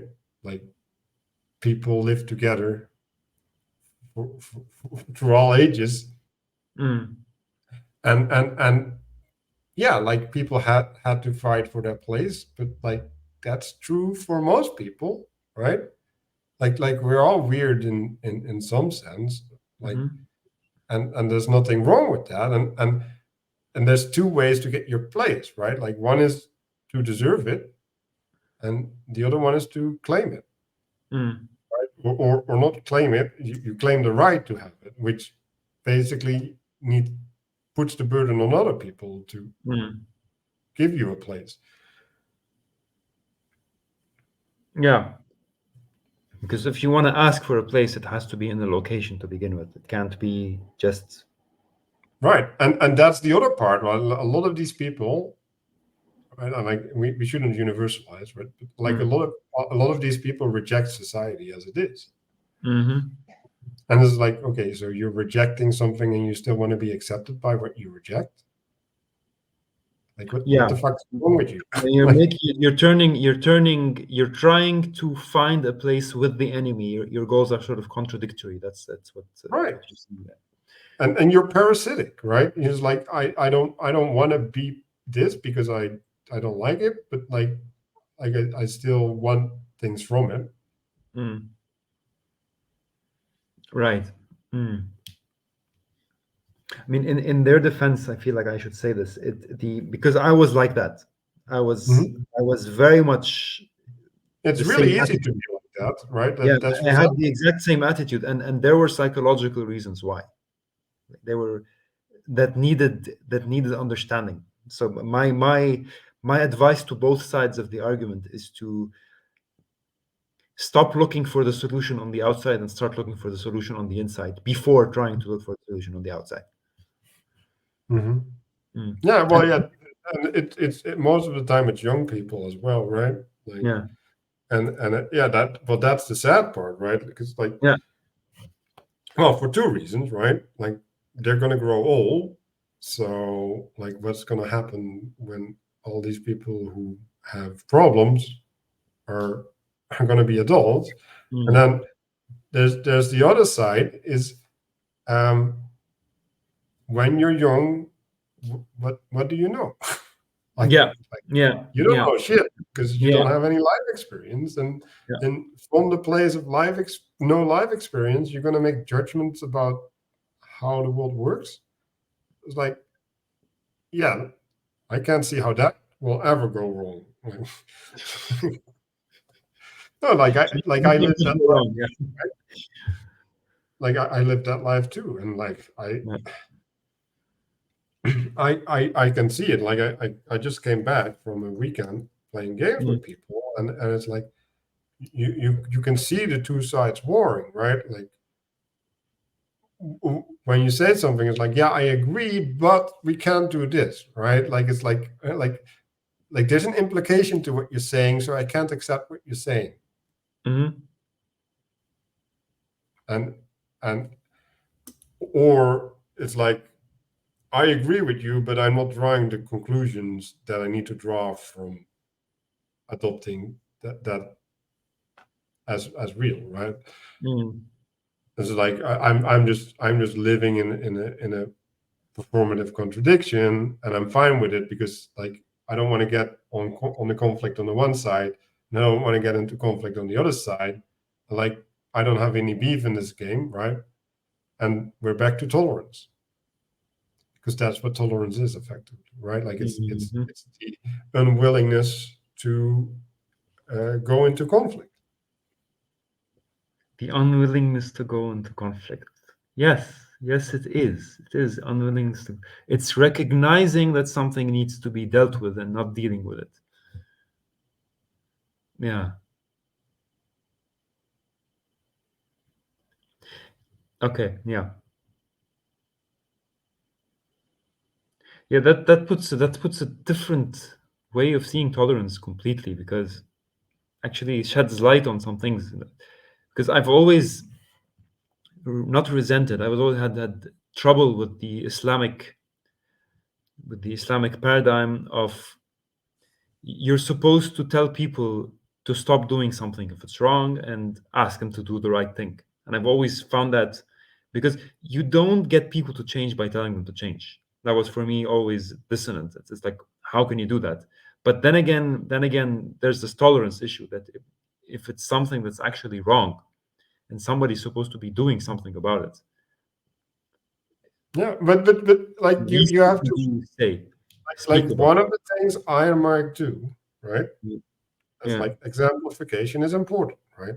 So yeah. why did they tar people, right? They put tars and feathers on them, Mm. right? Not because they wouldn't do it anymore, although shaming people is pretty effective in a lot of cases. Yeah. But it's like no, it's for all the other people. Like all the people watching, they need to know not to do this.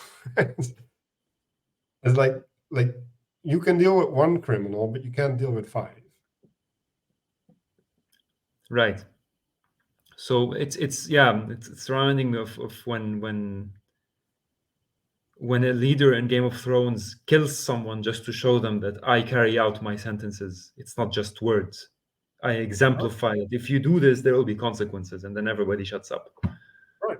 And you have to realize that like sometimes cutting off that hat means that you're not cutting off 10 hats later on. Yeah, yeah, yeah, yeah. And that sucks, right? To make that decision. Yeah, exactly. It sucks to make that decision as a king.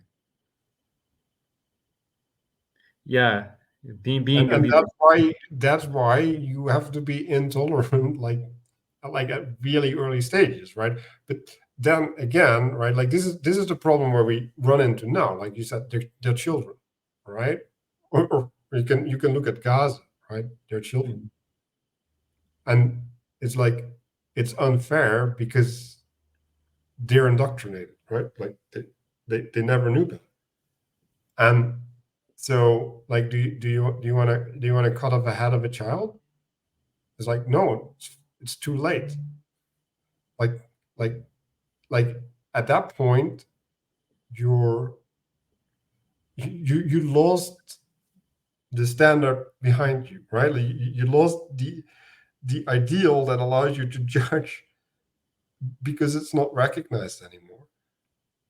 And like what role are you gonna have to play now? Because like how are you gonna fix this? As I said, that story over there is beyond my capacity to talk about it. Well, but I'm not trying to talk about the story. I'm trying to talk about the problem where like giving the signal is just reinforcing the dynamic, right? So we can go back to the conversation, right? So if someone is putting you in an Yeah. identity, right, and you do the proper response, right? Like for example, you did this, and I'm like, I don't think that happened, right? Yeah. Then you you confirm their suspicion of you, right? Yeah. Because like you're like they're gonna see a reflection of what they think is happening, Right. right? Like this is what Right. a conspiracy theory is, right? Right. Oh yeah, Right. like Right. if you would be the evil person, you would definitely say this not to sound evil, and therefore you're evil. And I was like, Like everything you do confirms what I think. right, Yeah. So in this case, it would be the fact that tolerance becomes you're allowing that silly idea to fester in the other person's head if you're not right, somehow doing something about it. right. Like you're allowing something to take territory, Yeah. right? Yeah. And Yeah. at a certain point, it will gain ability to defend the territory from external attack, Yeah. right?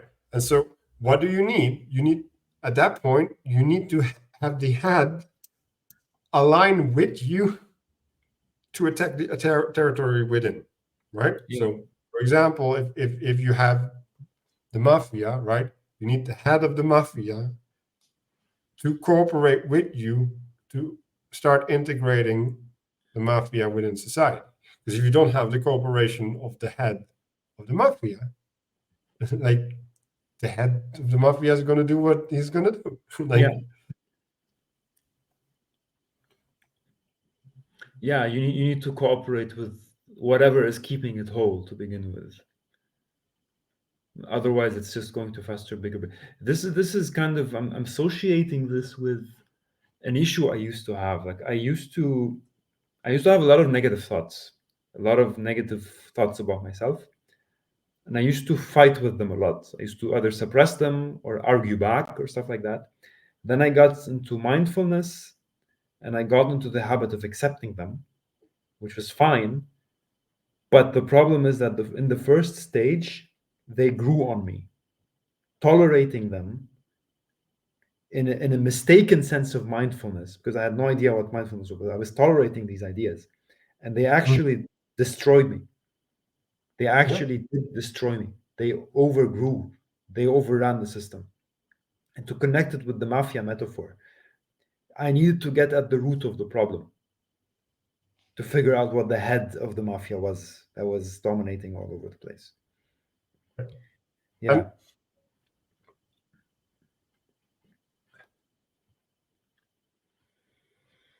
yeah, I was having a conversation earlier, Mm. and this idea of allowing things to grow, right, is like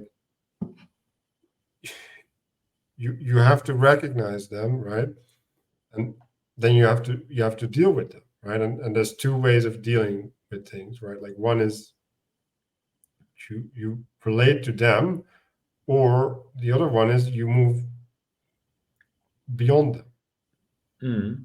right? And like moving beyond is the solution, right? Now the problem with moving beyond can be that if you're moving beyond, you get dragged back, right?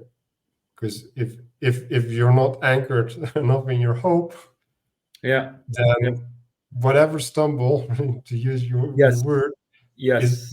is going to redirect you back Yes. to that center of gravity, right? And Yes. so Yes. to talk about the size of steps, right? It's like you need to be anchored in hope, and you need to take steps that don't make you stumble. Yeah. And you don't you don't fix the problem by looking at it, by understanding it. You fix the problem by looking at the solution.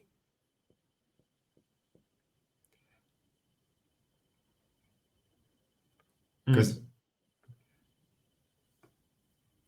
how does this last part, last part came out of nowhere? I feel like, can you concretize that in terms of for example?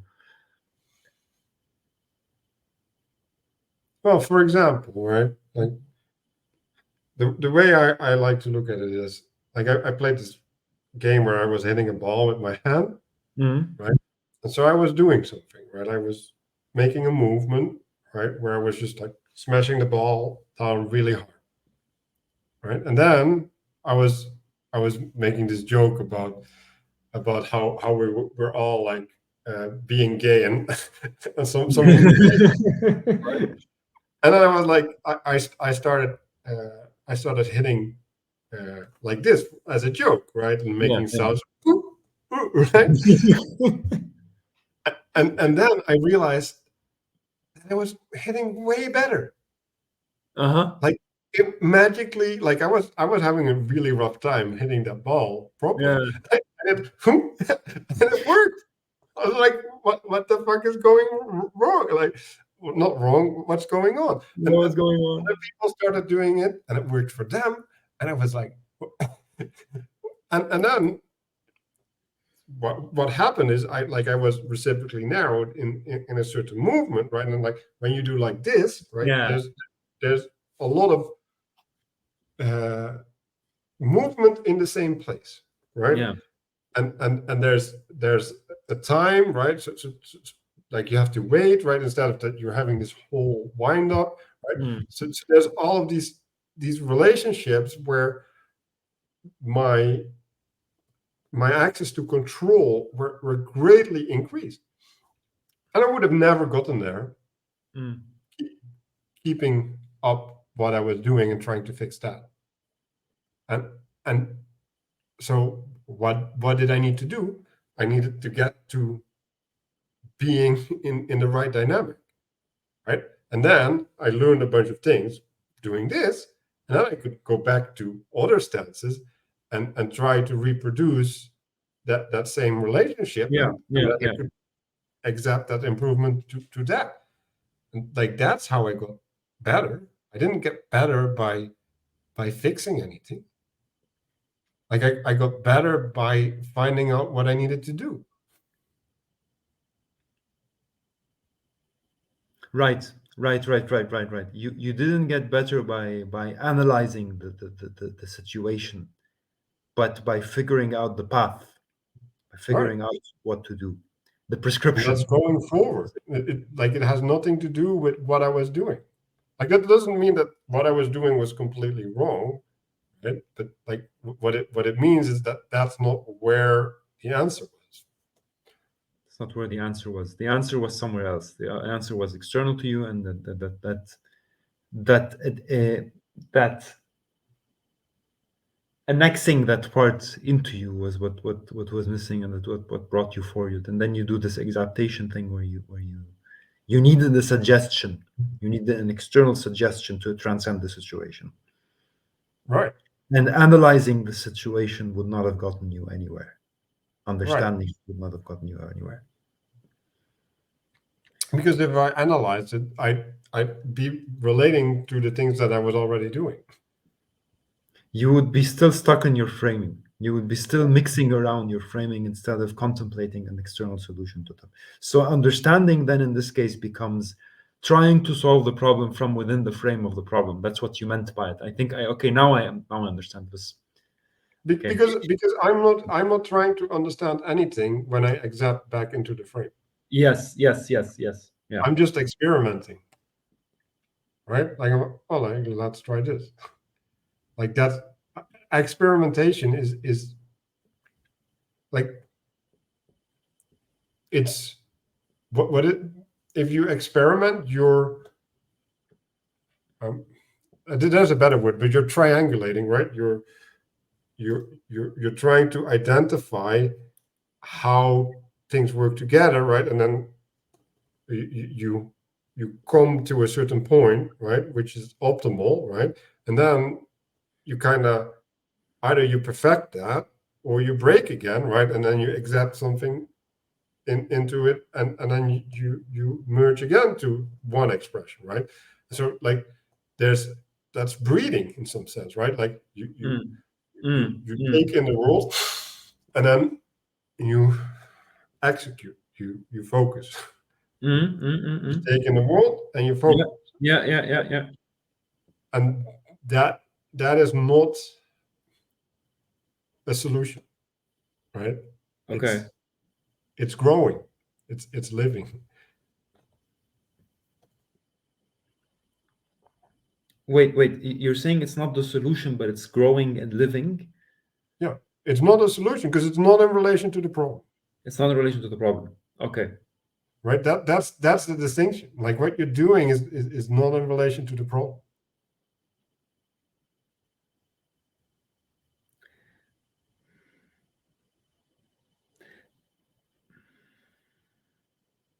Let me think about this for a second.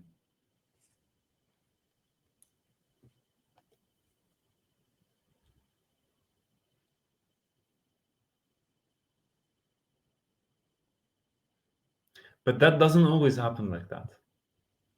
And I have no way to defend this point because this is speaking out of personal experience. Because I wonder if what you mean by experimenting is what Vervaeke means by serious play. Because I have had... Because No, it's not play. Okay. Because in your case, in order to get there, to get to that, you were just playing around, right? You were just joking. And you discovered that way. Am I right? But I wasn't seriously playing anything. You were joking. You were playing. Yeah, but I wasn't. No, but like serious play implies that you're in a container to do something. Like I don't know. it is constrained. Like serious play is constrained. Like it has to be. I mean, my understanding, which might probably be wrong, or at least what I mean by serious play. Let's put it this way: what I mean by serious play is trying to mess around in order to break the frame to find a more encompassing frame, which is not always guaranteed to work. But then again, no, you're right. The way I see serious play is like LARPing. Like I think that was his example as well. Serious play. What? Which one again? Live action role playing. Live action role playing, yeah. Right? Like that's the way that I think that they're talking about serious play. Right? And it basically means that you're trying to recreate reality in a way where you're not personally bound to the consequences of your actions. Yeah, exactly. That was nothing like what I did. Okay.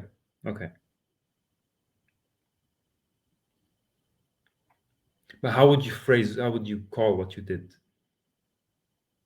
in order to get to that point? Revelation. Like Revelation.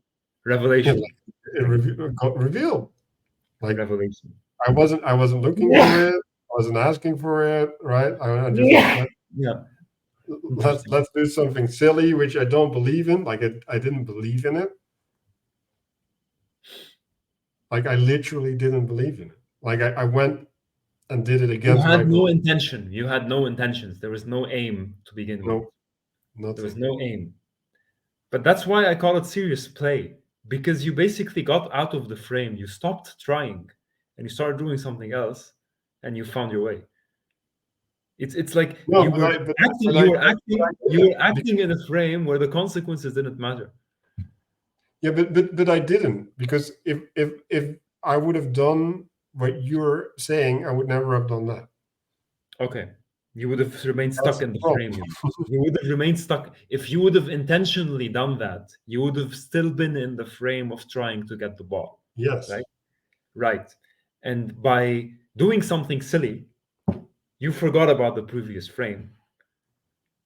Right. And then you found the solution. Because I literally shifted my goal, right? Like I shifted You shift with your I goal. You go shift to with your goal. Exactly. being funny and joking around.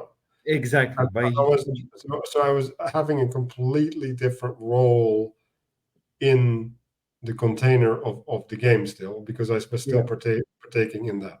exactly. And funnily enough, I think this also connects to hope.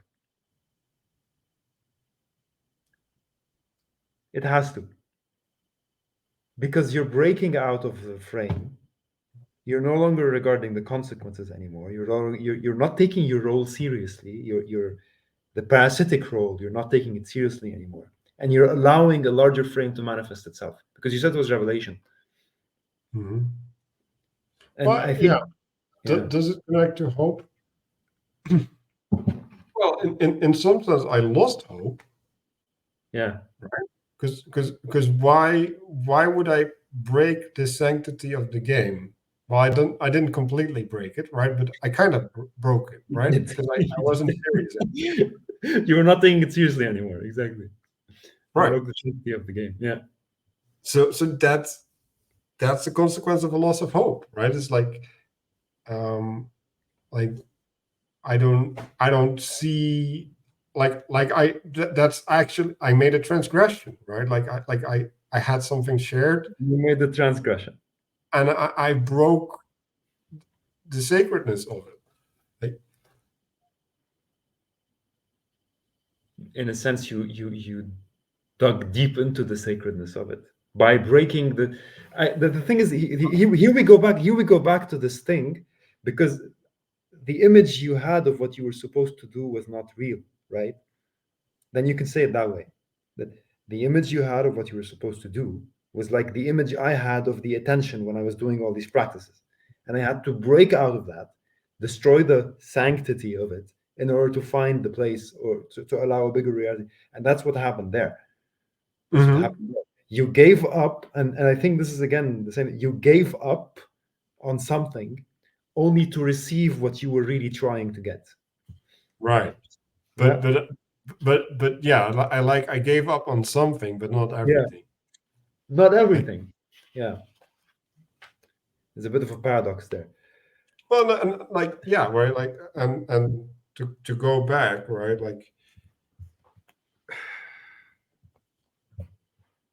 Well, okay. So I think before hope, there's a calling. Yes, yeah. There's a calling. And so, like, what happened to me, right? Like, I did something, and I hear the call. It's like, Yeah. hey, Manuel, pay attention. This is the shit, right? Like, Yeah, you need to engage with this. Like, stop all this other stupid stuff. Like, yeah, you need yeah, to, yeah. and that gave me hope, right? Because, like, that's what led to the acceptation, right? Like there was something in me that recognized that there was fruit to be harvested there, and I just had to figure out what it was, and how to relate to it. So yeah, Mhm. yeah, like there, that's how hope came into being. Yeah, I think we definitely are talking different yet related ways of seeing hope. Different yet related, say, ways of seeing hope. Because if I wanted to sum up, for you, hope, there's a calling there involved. That you're being called to something, and you need to clarify how you need to find the prescriptions, the steps to manifest whatever is going on. So in your example, hope, you lost hope, Well, and no, then no, no. Hold on. That's not completely true. Like, because okay, what happened, right? Is I did stuff. Like, yeah, I wasn't trying to find steps or anything. absolutely, absolutely, exactly. You So completely let go of the framing. yeah, yeah, yeah. Yeah, you adopted a humorous perspective. I'm gay, and then you found the way. That sounds, yeah, Even in the process, right? yeah, Like following up on it, like yeah, there, like I was experimenting, right? Like it was like um I wasn't trying to. figure out the optimal way, right? I would Yeah, just do a bunch of things. exactly. You were just doing stuff. And the hope came afterwards. Hope, No, not no, afterwards. because why am I doing that? Like I'm doing things because I see something there. Else I would be Yeah. doing different things. So you did see hope in it. You did see hope in breaking the perspective. No, like I wouldn't articulate it that way. Okay, you wouldn't articulate it this way. Okay. Like I had hope, Mhm. but it it wasn't consciously like It it was wasn't consciously driving. thinking. Yeah, it was coming to be. It was coming into being. Right. So in a sense, you lost a lesser hope in at to pay for the cost of a greater hope, of a more encompassing hope.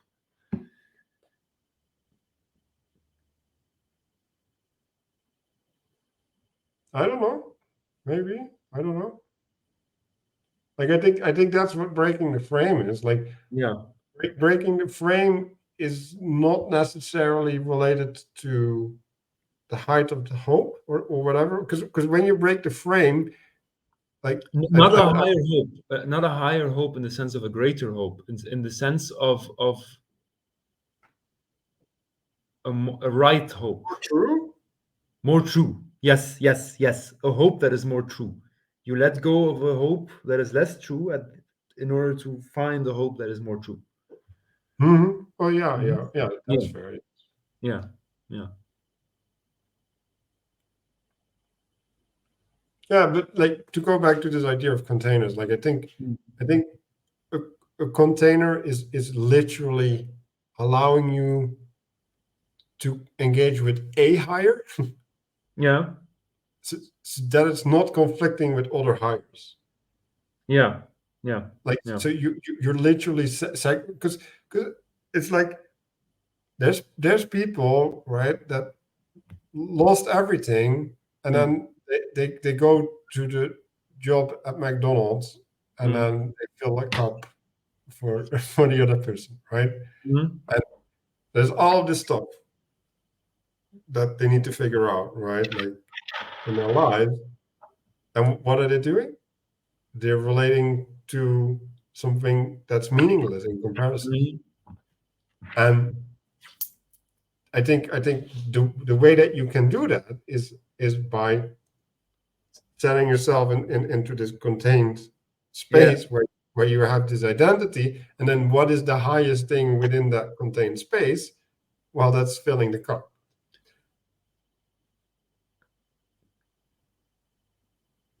Wait, And I don't know how to. So filling the cup is again, how is it? Can you explain that a little bit more? How is the filling the cup? So what you're saying is filling the cup is a space that encompasses all the hopes together. oh no, it's doing your job, for example, It's right? doing your job, doing your thing. Right. And within your job, like something needs to be done, right? Like something is the highest to Yeah. live out your identity, Ah, memory, okay. And right? in doing your job, yeah. And so your activity is contained, right? Like your identity is separated from Yeah, yeah, this other identity, which yeah, has way more urgency, right? So like yeah, it's set high, right? And you yeah. can say, well, yeah, then there's a super identity that says like I'm the person that goes to my job, and therefore I go to my job, right? Exactly. But it's like there's still something there, right, where you can separate who you are between those Mm, spaces, because like you the way that you form memories, right, like the way that you see the world, right, like not only memories but also have experiences, right, like when I'm in the sauna or whatever, right, like the way that the world comes at me is completely different when I'm, I don't know, walking through mud in the rain, mm, right? mhm. And like if you're asking me when I'm walking through mud in the rain, remember the sauna, and I'm like, I can't. I got to deal with It's like that's a completely different situation right there. Yeah. Right. Like there's just no access to empathize with Mm. something so far away, right? And that's Mm. I think that's what the container is, right? So there's a way in which you have experiences within a certain space that when you get out of that space are like almost impossible to remember, right? Like I think Mm. something like that would also be like reading a book, for example, Right, right? right. Or going to a forest, or going to a forest alone, for example, or something like, or going sleeping in the desert, or something like that. Going to a place that completely erases all of the sub identities, but still encompasses them somehow. Like in the case of somebody filling the cup, it's a greater good that they're bound to, which encompasses all of the sub identities and yet simultaneously erases them for a while, temporarily erases them, so that they can see who they are on the greater scale and then come back and be able to manage the situation. This is one more thing, and I should go very soon because otherwise I'll be in trouble tomorrow. Mhm. What I do when I'm writing something, this is something I did when I was writing the report. Proceeded writing the report, but in order to snap myself out of this role where I am this little boy avoiding criticism, I started writing everything in a funny way. So, Okay. so writing everything as if it's a stand-up comedy show. You're still doing the job. The ideas are still coming out of your head. Then you just need to refine it later. So yeah, Mhm. Yeah, that's something like that, right? So yeah, you engage with the same problem from a different identity, exactly. and then you could circumvent the other identity, like, Yeah, and I yeah, did like this. Yeah, maybe you can find an identity that's not as far away as a comedian, right? yeah, And exactly. It was close enough. It was close enough. Yeah, exactly. oh yeah, But, if it but works, it you're fulfills purpose. Like it fulfills the purpose. It fulfills the purpose. But the idea with the cup is pretty nice. it wasn't ideal, but it. Yeah, yeah. It wasn't ideal, but it fits. It fits exactly. Okay. Right. Yeah, let's close this down. Is there something that stood out to you that you want to reflect upon? Yeah, actually, this paradoxical nature of hope, Mhm. this it really highlights the importance of being bound to something that's bigger than you. Because it's almost like it's very difficult to get out of this paradox, to resolve it, if you are trapped in an egocentric way of being. Which is why I think religion is very important when having hope, because religion gives you this fallback. Or you can go work at McDonald's, no problem. Or you can go take a walk in the forest. It's all the same. You always need to make this paradoxical leap of faith outside of the frame into a more encompassing frame. And if you don't know that, what is that for you? Be it religion, be it the forest, then you're in trouble. Because then hope is not possible anymore.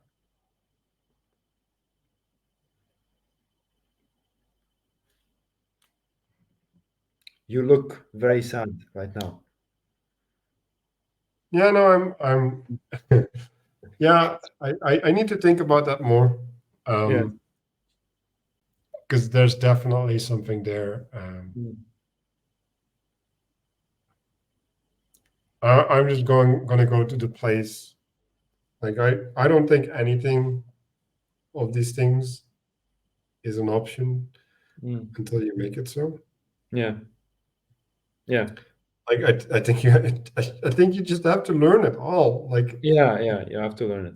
it's the world is so messed up. They're just like these things. People will magically have them appear in their lives, and then they will guide them. And it's like, how fucking stupid are you? It's like, no, you don't have any right to have proper hope, uh, proper faith, or whatever. Like like it's not coming from nothing. Like you need to work for it, and like just Mm. this idea that you have to work and you even can, right? Like you have agency on these levels is Mm. completely alien to people. Like Mm. even to the Christian people often, like they they don't sound like they believe in that, right? Or like maybe they say that they believe in it and then they don't act it out. And yeah, it's just, I don't know.